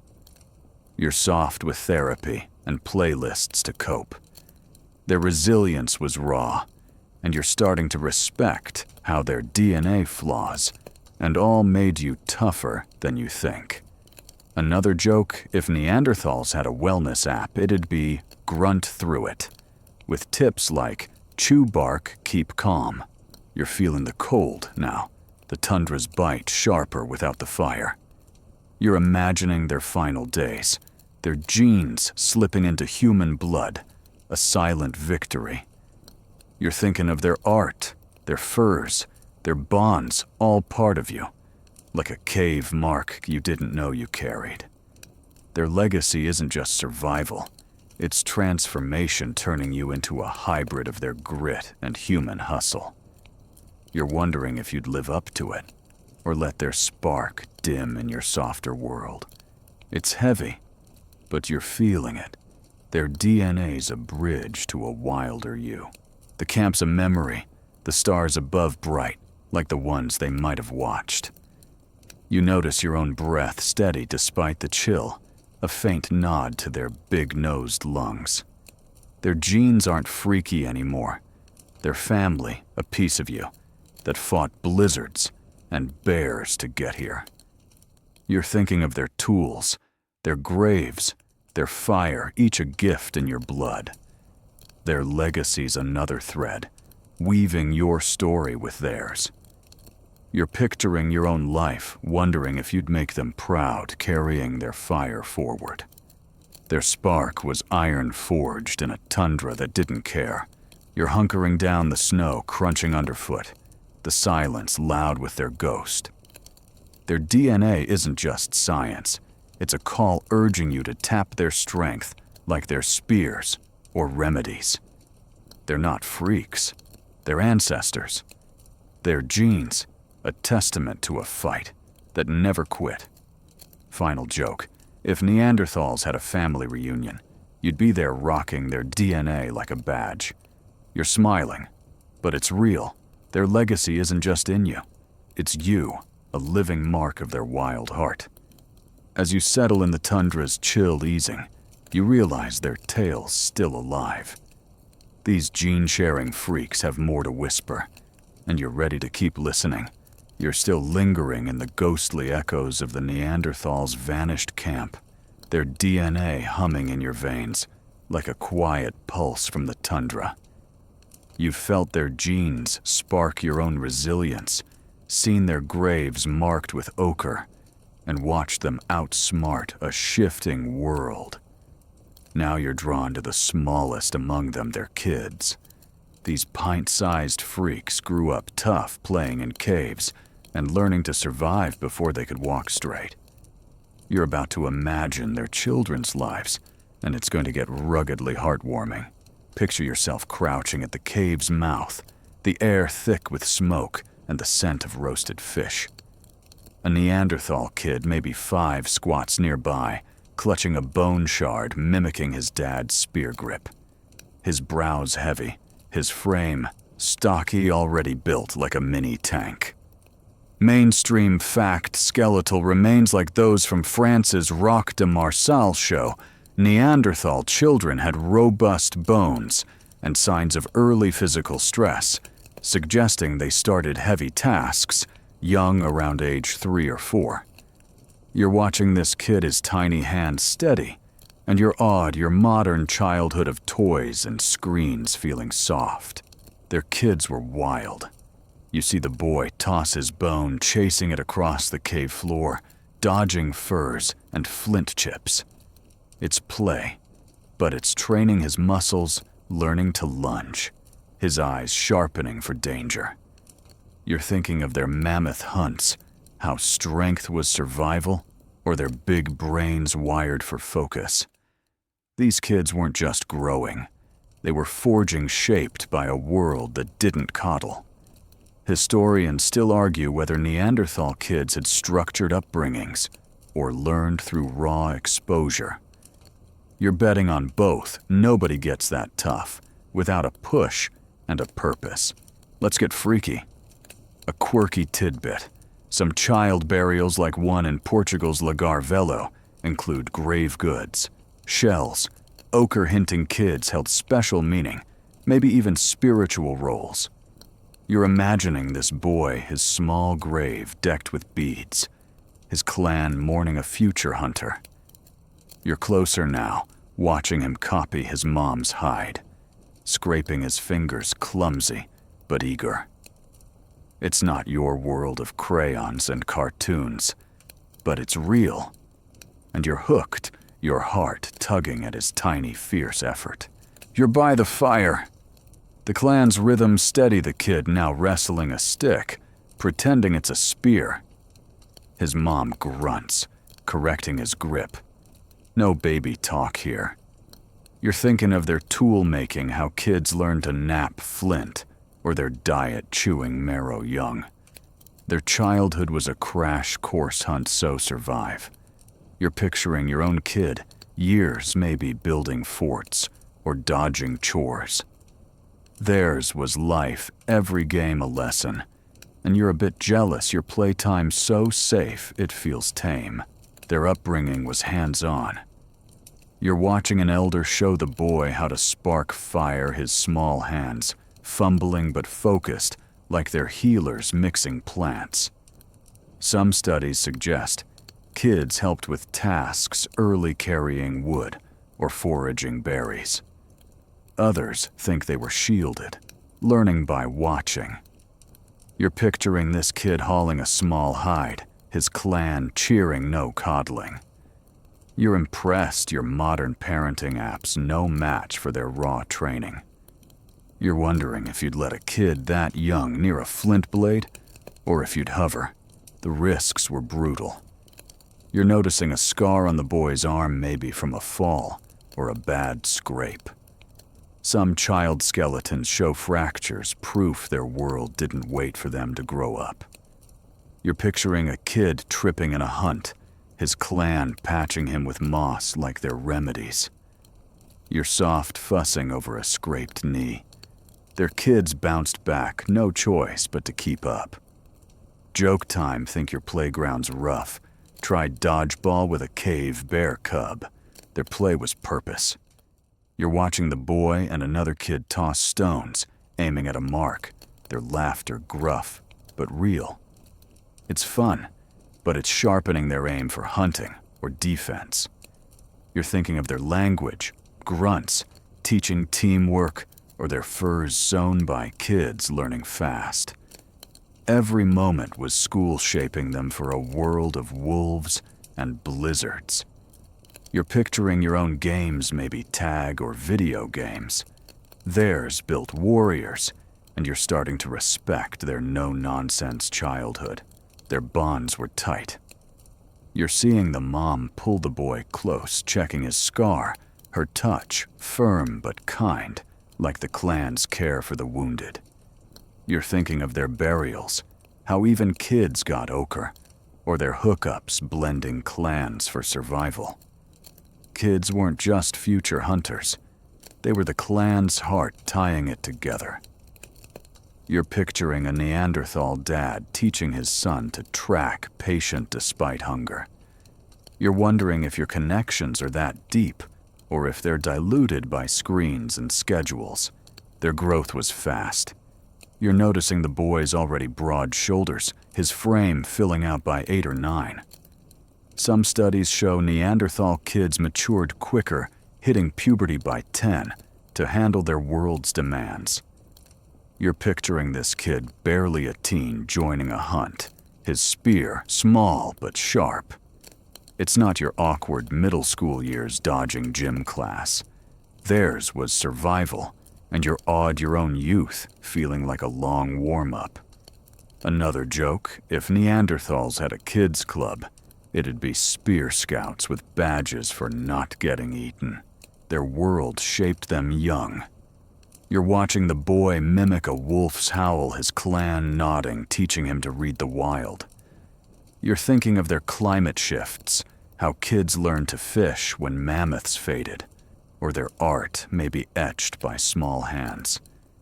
Everything was training fire tools, survival. You're picturing your own lessons, maybe a science fair or driver's ed. Theirs were life, every skill a shield against a tundra that didn't care. You're wondering if you'd have kept up or flunked their brutal school. You're feeling the cold. Now the fires glow dim, the boy still playing his bone shard, a toy and a tool. You're seeing their toughness, not just in muscle, but in spirit. Kids raised to defy a world of ice and teeth. You're picturing a Neanderthal mom watching her son, proud but fierce, like they're healers or hunters. It's not freaky anymore. It's human, a stubborn will to raise warriors. You're wondering if your own grit, maybe from their DNA, comes from that same fire. The camp's quiet, the clan close, the boy curling up near his mom, his bone clutched tight. You notice an elder watching, maybe seeing himself in the kid, a legacy like their tools or graves. Their kids weren't just survivors. They were hope carrying the clan's spark. You're thinking of their genes living in you, or their furs sewn for warmth. Their childhoods are another thread weaving their story. You're picturing your own youth, wondering if it'd hold up in their raw world. Their kids were iron-forged in a tundra that didn't care. You're lingering by the fire, the cold biting your fingers. The group's calm, the boy's small frame tough, despite his size, like the flint blades or roasted fish you've seen. They're not freaks. They're families. Their kid's a testament to a life that demanded everything. Final joke, if Neanderthals had report cards, it'd read A+ in survival Seaborn, in nap time. You're smiling, but it's real. Their kids weren't just tough. They were the future built to carry a clan's weight. As you hunker down, the snow crunching underfoot, you realize their tales still unfolding. These kid-raising freaks have more to show, and you're ready to keep watching their spark. You're still crouched in the Neanderthals' fading camp. The echoes of their tough-as-nails kids, mini warriors shaped by a brutal world lingering in your mind. You've felt their DNA pulse in you, seen their graves etched with meaning, and watched them adapt to a shifting tundra. Now you're stepping into their wildest battles, not just with climate or hunger, but with beasts that make your nightmares look tame. You're about to witness their megafauna face-offs, where these freaks took on giants with nothing but spears and guts. And it's gonna get savage. Picture yourself on a snowy ridge, the wind biting the ground, trembling under the weight of a woolly rhinoceros charging through the frost. Its horns a battering ram, its hide thick as armor. But a Neanderthal hunter stands firm. Spear raised his clan flanking him. Mainstream fact archaeological sites, like Germany's Salzgitter Lebenstätte, reveal bones of rhinos and mammoths, with spear marks dated to 55,000 years ago, proving Neanderthals hunted megafauna with deadly skill. You're watching heart pounding as the hunter's eyes lock on the beast, and you're wondering how anyone faces that without running. Their courage is unreal. You see the hunter lunge his flint-tipped spear aimed at the rhino's flank, his clan shouting. Maybe those grunts you heard to drive the beast into a trap. You're thinking of their mammoth hunts, where teamwork downed giants, or their big brains calculating every thrust. This is next level of face-off with a creature that could crush you in one charge. Historians still argue whether Neanderthals hunted megafauna regularly or only when desperate. You're betting on regular. Nobody gets this good at stabbing rhinos without practice. Let's get freaky. A quirky tidbit, some sites like France's La Côte de Saint-Brelade show mammoth and rhino bones piled in a way that suggests Neanderthals drove herds off cliffs, a brutal but brilliant tactic. You're imagining a clan herding a panicked rhino toward a drop, their shouts echoing spears prodding. You're closer now, watching them circle the fallen beast, their flint blades slicing hide like it's nothing. It's not your world of grocery stores, and you're hooked.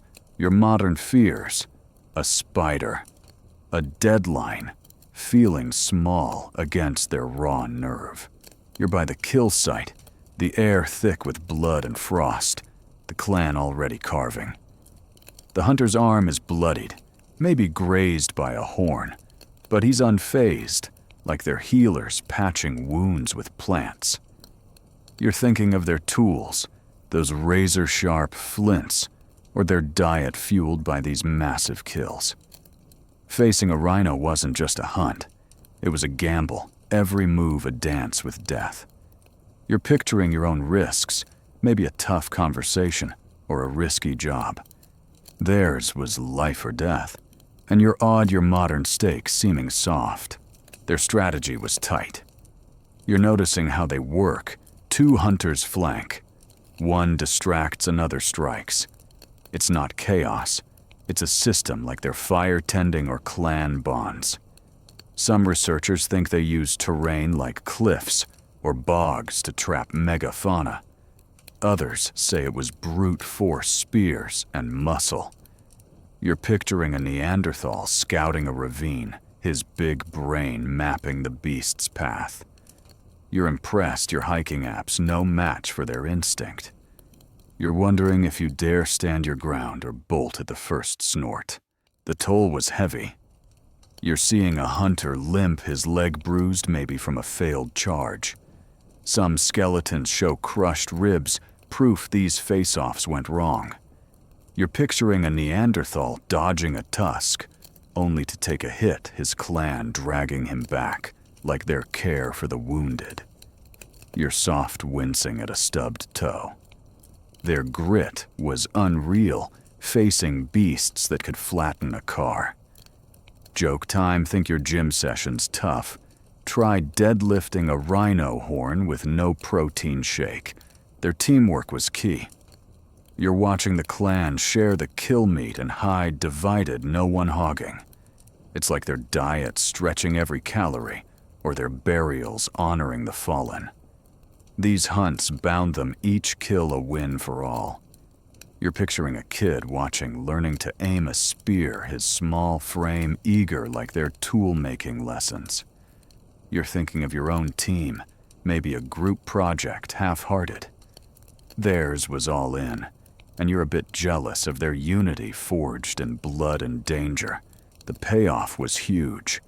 You're seeing the clan haul chunks of rhino meat enough to feed them for weeks, the hide destined for furs like those you admired. You're thinking of their DNA, how these kills fueled big brains, or their art may be inspired by a beast's roar. A single hunt could mean survival through a lean winter, every bite a victory. You're picturing your own fridge stocked without a fight. Their feasts were earned, and you're starting to respect the cost of their table. Their world was a battlefield. You're noticing the tundra's scars, trampled grass, bloodied snowproof of countless face-offs. Some studies suggest they targeted injured or young beasts, maximizing success. Others think they took on prime adults, pure bravado. You're picturing a Neanderthal facing a charging mammoth. No fear, just focus his spear, an extension of his will. You're wondering if you've got that nerve, or if you'd freeze in a world this wild. It's heavy, but you're feeling it. Their courage was their edge. You're by the fire now, the clan feasting the rhino's horn, a trophy by the cave's mouth. You're thinking of their kids raised to face these giants, or their genes toughening your own blood. These hunts weren't just food. They were legacy, like their graves or tools. You're picturing a Neanderthal carving a bone, maybe marking a kill his clan proud. You're wondering if your own wins, big or small, carry that weight, or if they're too fleeting to matter. Their triumphs were iron forged in a tundra that didn't care. The camp's alive, the clan's faces lit with rare ease, sharing meat, their hands bloody but strong. You notice a kid play fighting, mimicking a rhino, charge his spear, a stick, but his spirit fierce. Their hunts shape them like their furs, or remedies each face off a story etched in muscle and bone. You're thinking of their extinction, how even these winds couldn't save them, or their bonds, holding tight through chaos. You're picturing your own battles, wondering if you'd stand as tall against your giants. Another joke, if Neanderthals had a Fight Club rule, one was, don't talk just spear. You're feeling the cold now. The fire's glow fading, the tundra vast and unforgiving. You're watching a hunter clean his spear, his eyes still scanning, ready for the next beast. They're not freaks, they're warriors. Their face-offs a testament to hearts that laughed at fear. You're thinking of their art, maybe a rhino scratched on a wall, or their DNA fueling your own grit. Their hunts are another thread weaving a saga of defiance. You're wondering if you've got their fire to face your own monsters with such nerve. You're hunkering down, the snow crunching underfoot, the clan's feast winding down. Their megafauna battles weren't just survival. They were epic, a clash of wills against a world that roared back. Final joke, if Neanderthals had a victory chant, it'd be spear in fear out. You're smiling, but it's real.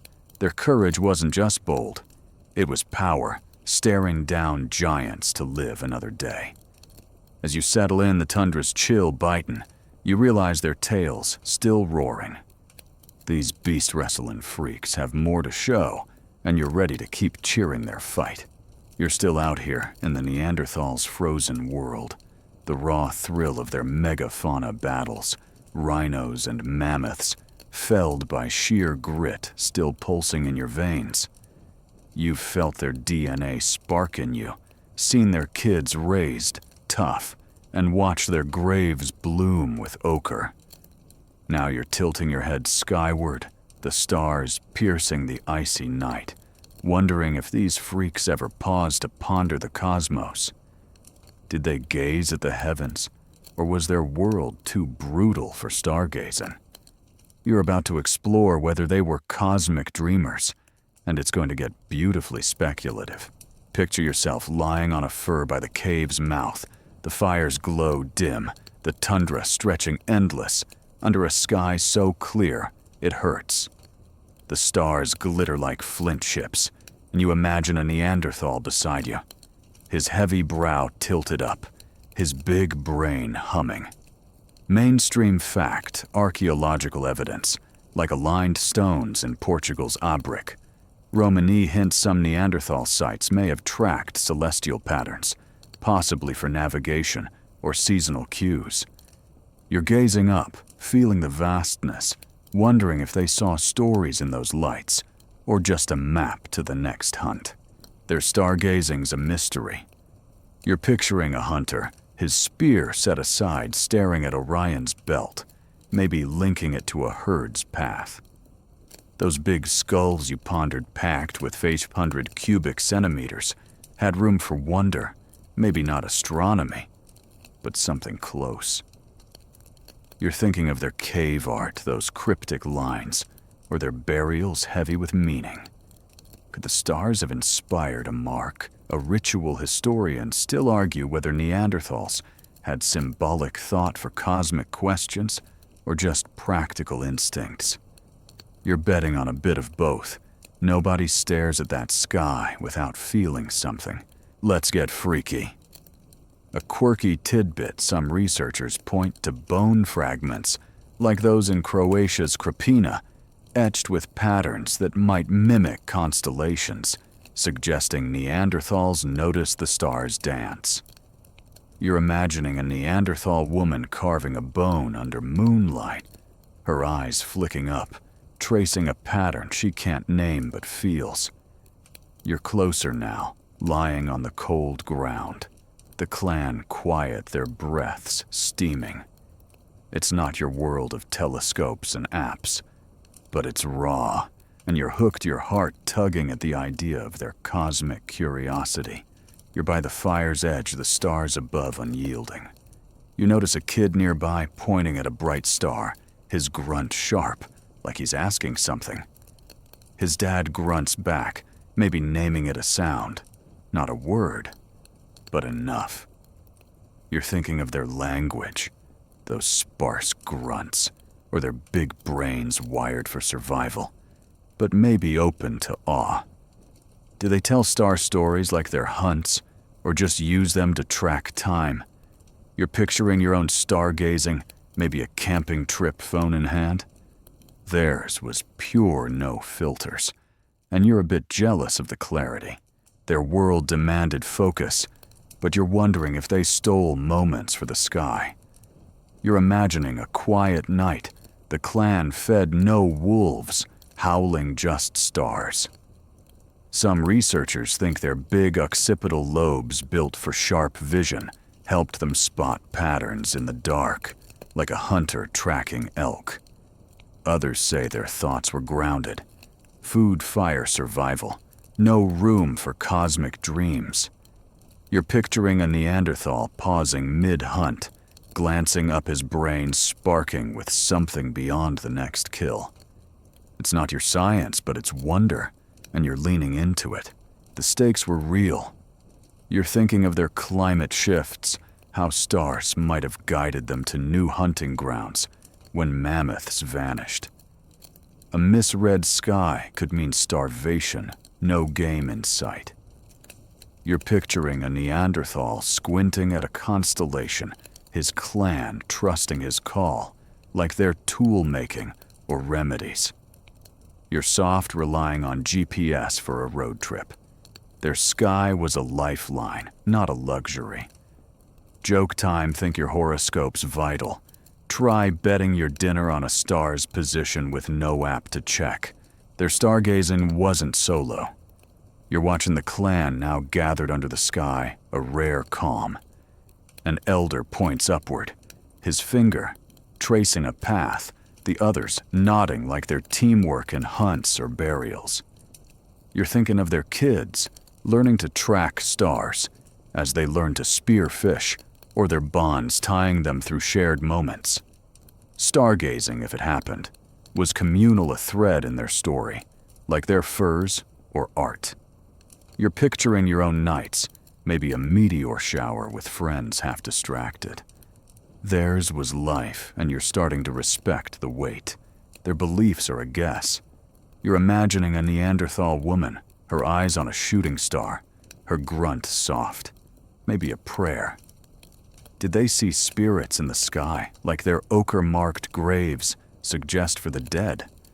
Some studies propose they linked stars to seasons, practical but profound. Others think it was instinct, no deeper meaning. You're picturing a clan watching the moon, not charting it, but feeling its pull like their fire or tools shaped their lives. You're wondering if your own cosmic thought space infinity are any clearer or just louder. You're feeling the cold.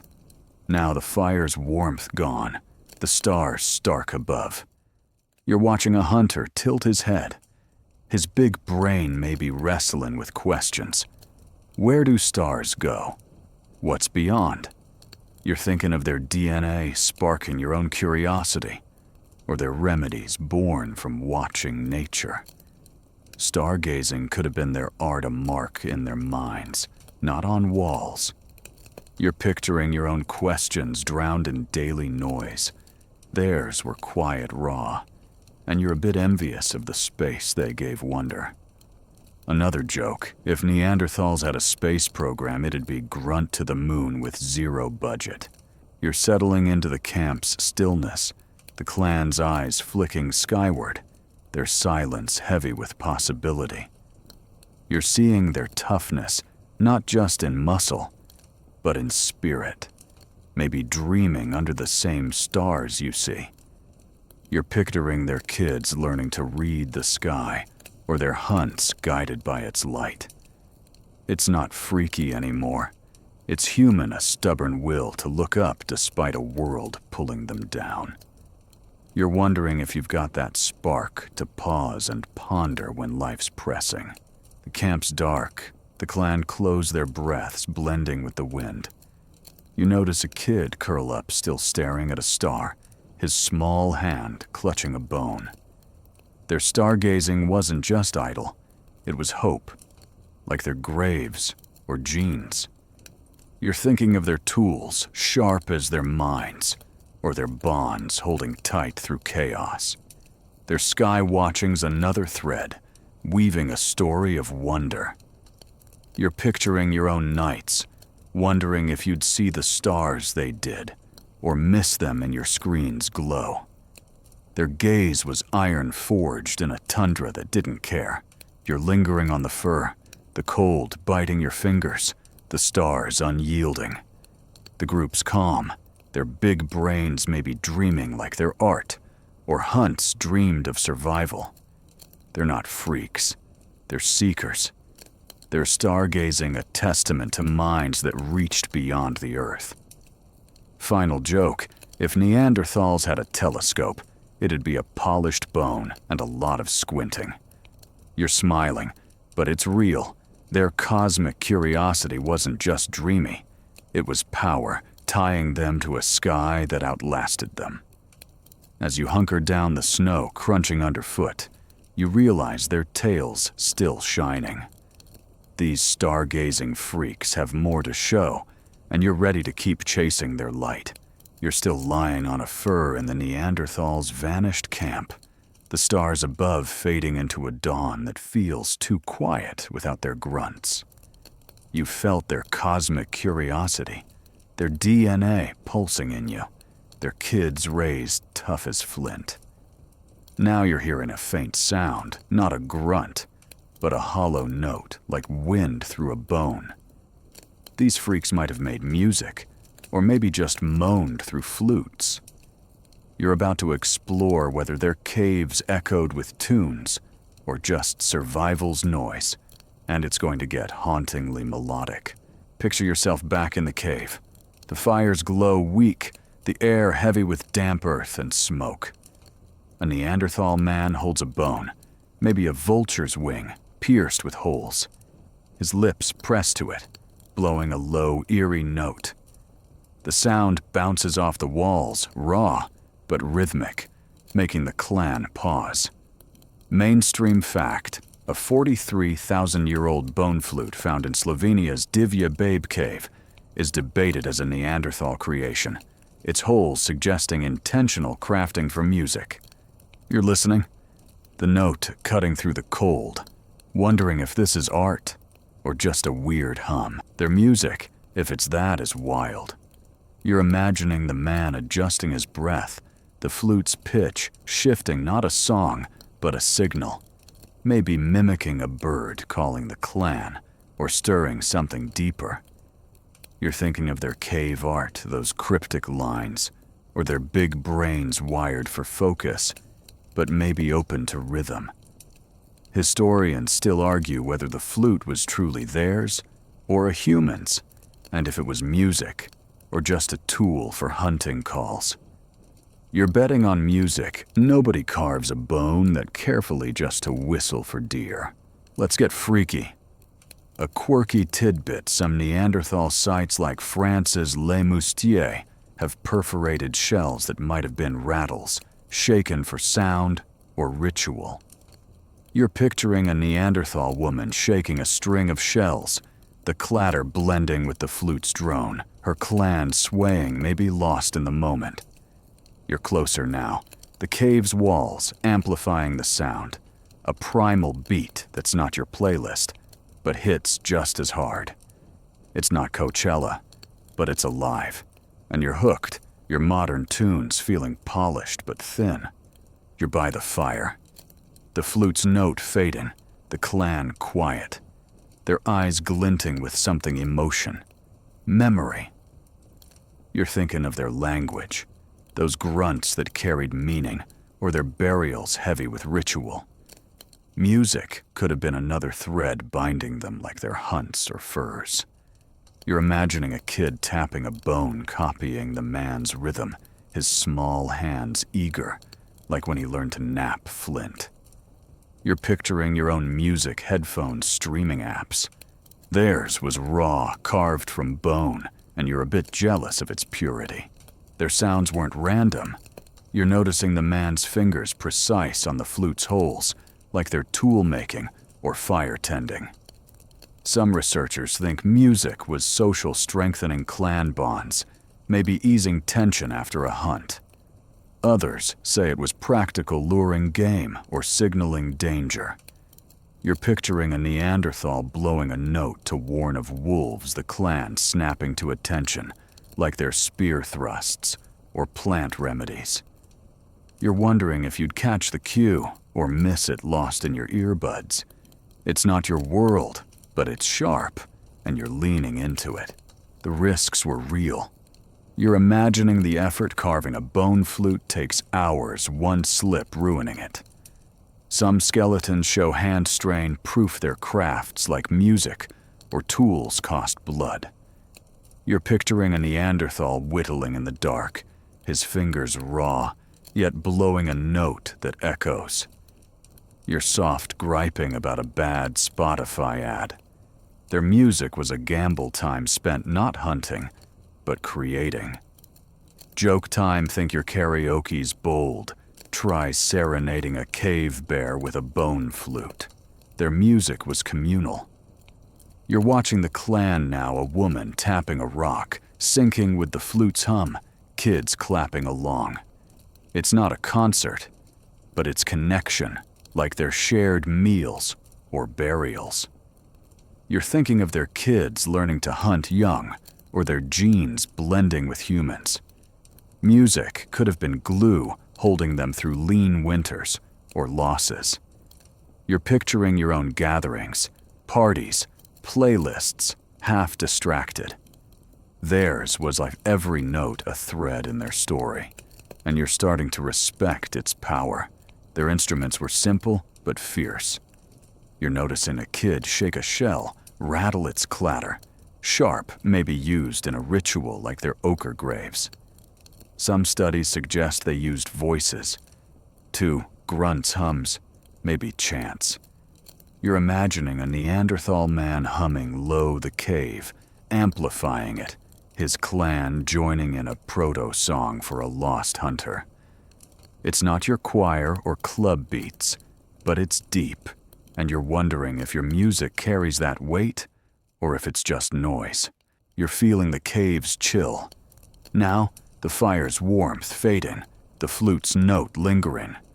You're thinking of their art, maybe inspired by these sounds, or their DNA sparking your own love for rhythm. Music wasn't just fun, it was survival, like their tools or hunts. You're picturing a Neanderthal blowing a flute under stars, his clan quiet, feeling something bigger. You're wondering if you've got that spark to make sound mean more than background filler. It's heavy, but you're feeling it. Their music was their soul echoing in stone. The effort was intense. You're watching the man carve another hole, testing the pitch, his brow furrowed like when he speared a rhino. Some argue their music was ceremonial, tied to burials or hunts. Others think it was practical signaling across valleys. You're picturing a Neanderthal playing to rally the clan, their spirits lifting like their fire, or furs warmed their bodies. You're impressed, your streaming habit feeling lazy compared to their carved notes. Another joke, if Neanderthals had a band, it'd be the Bone Tones, with hits like Grunt Me to the Moon. You're settling into the cave's rhythm, the flute's hum blending with the wind. You're seeing their toughness, not just in muscle, but in spirit, crafting music in a world of teeth and ice. You're picturing a Neanderthal woman, her rattle shaking her voice, joining the flute like they're healers or hunters. It's not freaky anymore. It's human, a stubborn will to sing despite the dark. You're wondering if your music, your art, your voice carries their fire, or if it's drowned in digital noise. The camp's quiet. The clan closed the flute's note, fading into the cave's depths. You notice a kid clutch his rattle, mimicking the man, his eyes bright, like when he learned to spear fish. Their music wasn't just sound. It was hope, like their graves or genes. You're thinking of their tools, sharp as their notes, or their bonds tight as their rhythms. Music's another thread weaving their story. You're picturing your own tunes, wondering if they'd echo in a cave like this. Their notes were iron forged in a tundra that didn't care. You're lingering in the cave, the cold biting your fingers, the flute's echo soft but piercing. The group's calm, their sounds a faint hum like the flint blades or roasted fish you've seen. They're not freaks, they're artists. Their music a testament to hearts that sang through chaos. Final joke, if Neanderthals had a jukebox, it'd play cave rock on repeat. No coins needed. You're smiling, but it's real. Their music wasn't just noise. It was power, binding a clan that defied the dark. As you hunker down the snow crunching underfoot, you realize their tales still humming. These flute-playing freaks have more to sing, and you're ready to keep listening to their tune. You're still curled up in the Neanderthals' shadowy cave, the faint echo of their bone flute lingering like a ghost in the damp air. You've felt their music pulse, their DNA spark in your veins. Their kids grow tough as flint. Now you're tracking them to their final hideouts, the last strongholds where these freaks clung to survival as their world slipped away. You're about to visit these fading refugees, where they fought to the end, and it's going to get poignant. Picture yourself trekking across a rocky coast, the wind sharp with salt, the tundra giving way to cliffs and crashing waves. You're in southern Iberia, maybe Gibraltar, around 38,000 years ago, where the last Neanderthals held out. The air's milder here, but the horizon feels heavy like the world's closing in. Mainstream fact archaeological sites, like Gorham's Cave in Gibraltar, show Neanderthals survived in these southern refuges until about 32,000 years ago, outlasting their kin as humans spread. You're standing on a cliff spotting a small camp below their fire, a defiant speck against the odds. Their holdouts were desperate, but fierce. You see a Neanderthal man spearing fish in a shallow bay, his clan smaller, maybe just 10, not 20. The mammoth hunts you witnessed are gone. They're scavenging mussels, hunting ibex, adapting like the climate warriors you saw. You're thinking of their big brains still sharp, or their tools, flint blades, now smaller, suited for quick kills. Historians still argue whether these refugees were chosen for resources or isolation from human rivals. You're betting on both survival meant hiding and hustling in equal measure. Let's get freaky. A quirky tidbit. Gorham's Cave has hearths with seal and dolphin bones, hinting these late Neanderthals turned to the sea, eating what swam when land game vanished. You're imagining a Neanderthal woman cracking open a mussel, her hand steady, her clan chewing in silence by a coastal fire. You're closer now, the cave's walls blackened, littered with shells, not mammoth bones. It's not the feasts you saw, but it's life, and you're hooked, your modern takeout feeling lazy against their scrappy grit. You're in the cave. The sea's roar mixing with the fire's crackle.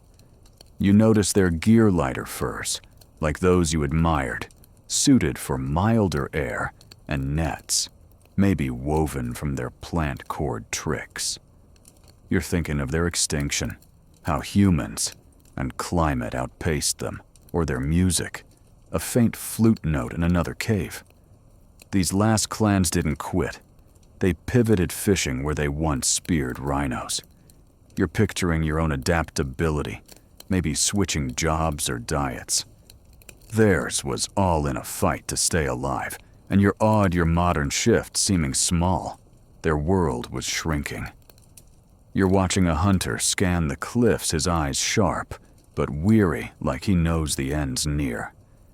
Some researchers think these refugees were sanctuaries rich in fish and shelter.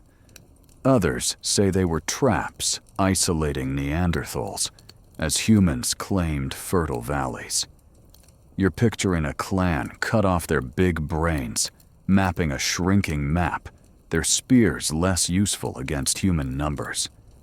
You're wondering if you'd cling to a corner of your world, or give up under pressure. It's heavy, and you're feeling their stubborn will. The toll was brutal. You're noticing a kid thinner than the tough ones you saw picking at shells. Some skeletons from these sites show malnutrition proof food was scarce, even by the sea. You're picturing a Neanderthal hauling a net, his muscles straining like their megafauna battles, but with less reward. Your soft grumbling about a late delivery. Their hunger was real, their fight raw. Joke time, think your diet's rough. Try living on clams when you're built for mammoth steaks. Their bonds held tight. You're watching the clan share a small catch, no one grabbing extra like the teamwork in their hunts or burials. You're thinking of their kids raised to survive, or their remedies patching wounds with seaweed, now not plants. A woman teaches a girl to knot a net, their hands moving like they're tool makers or flute players. It's a legacy, even in the end, like their ochre graves or DNA in you. You're picturing your own crew, wondering if you'd share your last bite in a fading world. Their unity's humbling, a spark that burned to the last. Their ingenuity didn't fade.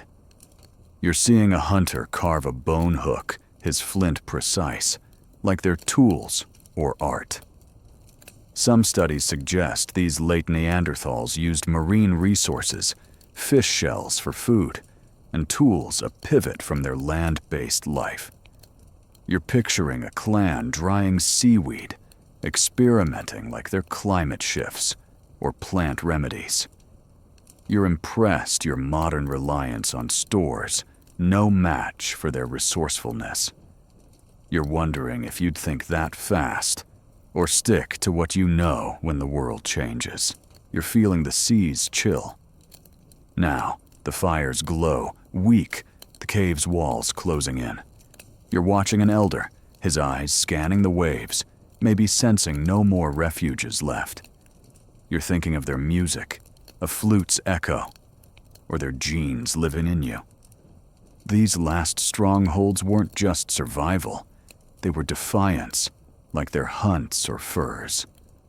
You're picturing a Neanderthal standing on this cliff spear, in hand, staring down a world that's moving on. You're wondering if you've got that fire to hold out when all's lost. The camp's sparse, the clan small, their tools worn but sharp. You notice a kid clutch a shell, maybe a toy, maybe a hope, like the bone rattles or tough kids you saw. Their refugees were their last stand, like their graves or brains, a testament to a fight that didn't quit. You're thinking of their hookups blending with humans, or their art marking caves to the end. Their story's another thread woven in salt and stone. You're picturing your own resilience, wondering if it'd hold in their shrinking world. Another joke, if Neanderthals had a last resort, it'd be cave by the sea, no humans allowed. You're settling into the cave's rhythm, the waves crashing the clan's silence heavy. You're seeing their toughness, not just in muscle, but in heart, clinging to life as the world turned. You're picturing a Neanderthal woman, her net heavy with fish, her eyes fierce like they're healers or hunters. It's not freaky anymore. It's human, a stubborn will to stay when all's fading. You're wondering if your own spark, your grit, your hope comes from their last stand, their DNA in your blood. The camp's fading, the fire low, the clan huddled close. You notice a hunter carve a mark on a shell, maybe a last nod to their art, their story. They're not freaks, they're survivors. They're refugees, a testament to a life that burned bright to the end. You're thinking of their tools, sharp as their will, or their bonds tight as their nets. Their fight's another thread weaving a tale of defiance. You're picturing your own battles, wondering if you'd hold a cliff against the tide. Their spirit was iron forged in a tundra that didn't care. You're lingering by the cave's mouth, the cold sea air biting the fire's glow gone. The group's calm, their eyes on the waves, like the stars or graves you've seen. Their strongholds weren't just shelters. They were hope, a last claim to a world slipping away. Final joke, if Neanderthals had a travel guide, their last caves would rate 5 stars for grit 0 for room service. You're smiling, but it's real. Their refugees weren't just places. They were power holding out to the bitter end. As you hunker down the waves crashing below, you realize their tales still whispering. These cliff-clinging freaks have one last story, and you're ready to hear it. You're still perched on the wind-swept cliffs of the Neanderthals' final refuge, the crash of waves below, mingling with the fading warmth of their last fires. You've heard their flutes hum, felt their DNA spark in you, and seen their kids grow tough in a shrinking world. Now you're standing at the edge of their story, reflecting on the wild, enduring mark these freaks of nature left behind. You're about to weave together their legacy, a tapestry of grit and wonder, and it's going to end on a soft, starry note. Picture yourself on this rocky shore, the sea's salt mingling with the scent of pine. The last Neanderthal camp, a faint memory in the dusk. Their caves are empty, their spears silent, but their essence lingers in your genes, in the stones they shaped, in the earth they marked.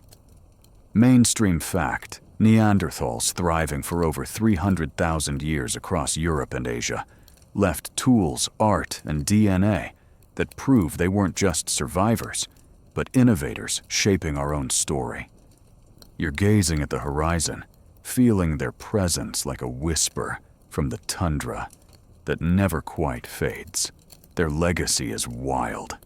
You're thinking of their mammoth hunts, where spears met giants, or their big brains plotting survival with flint-sharp focus. You're picturing their cave art, those cryptic lines, and their burials dusted with ochre, hinting at hearts that felt beyond the hunt. They weren't just freaks. They were pioneers crafting a life from ice and bone. Historians still argue whether their extinction was failure or a quiet merger into human tribes. You're leaning toward merger their genes in you, that 1 to 2% Neanderthal DNA are proof they never truly vanished. Let's get freaky. A quirky tidbit: some Neanderthal tools like those in France's Grotte du Renne show wear patterns, suggesting they were used for delicate tasks like sewing or carving, hinting at a finesse we didn't expect. You're imagining a Neanderthal woman, her calloused hands, stitching a fur with care. Her legacy not just strength, but subtlety, living in your own knack for detail. You're standing in their cave, now empty, but echoing the walls, holding their story, art tools. Fire like a book you're only starting to read. You're by the ghost of their fire, the sea's rhythm steady below. You're thinking of their kids raised to spear fish, or their music a bone flute's hum. Their legacy isn't just bones. It's a way of being fierce, connected, unyielding. You're picturing their hookups with humans blending genes that toughened your immune system, or their climate fights, pivoting from mammoths to mussels. Their stories in your blood, your grit, maybe your love for a starry night. You're hooked your modern life, feeling like a faint shadow of their raw existence. Their impact was deep. You're seeing their tools sharp as their minds, or their furs sewn to defy the cold. You're thinking of their graves, a nod to something beyond survival, or their flutes singing to the dark. They taught humans, maybe you, tricks, like fire-hardening spears or reading stars. Some researchers think their culture shaped early human art, even religion. You're picturing a hybrid kid, half Neanderthal scratching a bison on a cave wall, their spark carrying forward. You're wondering if your own creativity or drive owes them a nod. The cost was heavy. You're imagining their final strongholds clinging to cliffs as humans surged. Their big brains burned calories. Their hunts risked lives. Their bonds held through loss. You're thinking of their extinction, how climate and competition outpaced them, yet they fought to the end. You're picturing a Neanderthal man, his last spear carved, standing on this cliff, his clan small but fierce. You're soft stressed by a bad day. Their legacy's humbling, a reminder of what it took to leave a mark. Joke time, think your to-do list's tough. Try leaving a legacy while outrunning a glacier. Their story binds you. You're feeling their DNA, that spark of resilience in your own stubborn push through challenges. You're thinking of their clan bonds, sharing meat, or their kids learning young. Your world's different screens, cities, schedules, but their fire's in you, maybe in your loyalty or your knack for solving problems. You're picturing a Neanderthal woman, her eyes like yours, scanning the tundra for hope. You're wondering if you carry her strength or if it's buried under modern noise. Their legacy's not just yours. You're imagining their tools copied by humans, their art inspiring myths. You're thinking of their music, a flute's note echoing in early human songs, or their remedies guiding herbal know-how. Their genes spread. Their ideas stuck. Their caves became ours. You're picturing a human learning to spark fire from a Neanderthal, their hands meeting like those spicy hookups. Their stories woven into humanity's, and you're awed, your modern roots tangled with their primal threads. You're feeling the seas chill now, the stars fading into dawn's soft light. You're standing where their last fire burned the ground, holding their weight tools, bones, dreams. You're thinking of their stargazing, maybe a nod to the infinite, or their kids raised to fight. Their legacy's not freaky. It's human, a stubborn will to create, to endure. You're wondering if your own mark, your work, your loves will echo like theirs, or fade like their fires. It's heavy, but you're feeling it, their story sinking deep. The camp's gone, the cliff silent, but you sense them, their spears, their songs, their grit. You're thinking of their burials, their furs, their fierce survival. They're not freaks, they're ancestors. Their legacy, a fire that warms you still. You're picturing your own life, wondering if you'd stand as tall, leave a mark as deep. Their story's another thread weaving a tapestry of defiance and wonder. Another joke, if Neanderthals had a yearbook, they'd be voted most likely to survive anything. You're settling into the dawn's calm, the sea's rhythm slowing your breath. The stars are gone, but their light lingers like the Neanderthals' spark in you. You're thinking of their tools, their music, their unbreakable bonds. Their legacy's not just history. It's you, a living echo of their wild heart. You're wondering if you'll carry it forward, or let it dim in your softer world. Their fire was iron forged in a tundra that didn't care, and you're ready to keep it burning. The wind's softer now, the cliff bathed in a gentle glow, like the fire's last embers you've carried through their tale. You're alone, but not empty. Their story wraps you warm, as their furs steady as their flint. You see their caves in your mind, their art whispering, their kids laughing, their spears gleaming. They faced a world of ice and teeth, and though they're gone, they're sparks in your blood. Your breath, your quiet moments of wonder. You're drifting the sea's lullaby, pulling you their legacy, a soft hum in your heart. Close your eyes, let the tundra fade. The waves become a distant song. Their lives hunts loves. Losses are part of you, a gentle strength to carry into your own nights. You're safe, wrapped in their story, their grit a whisper to guide you. Sleep now, under the same stars they watched their legacy, your blanket warm and timeless. Rest, dreamer, and let their wild heart beat softly in yours.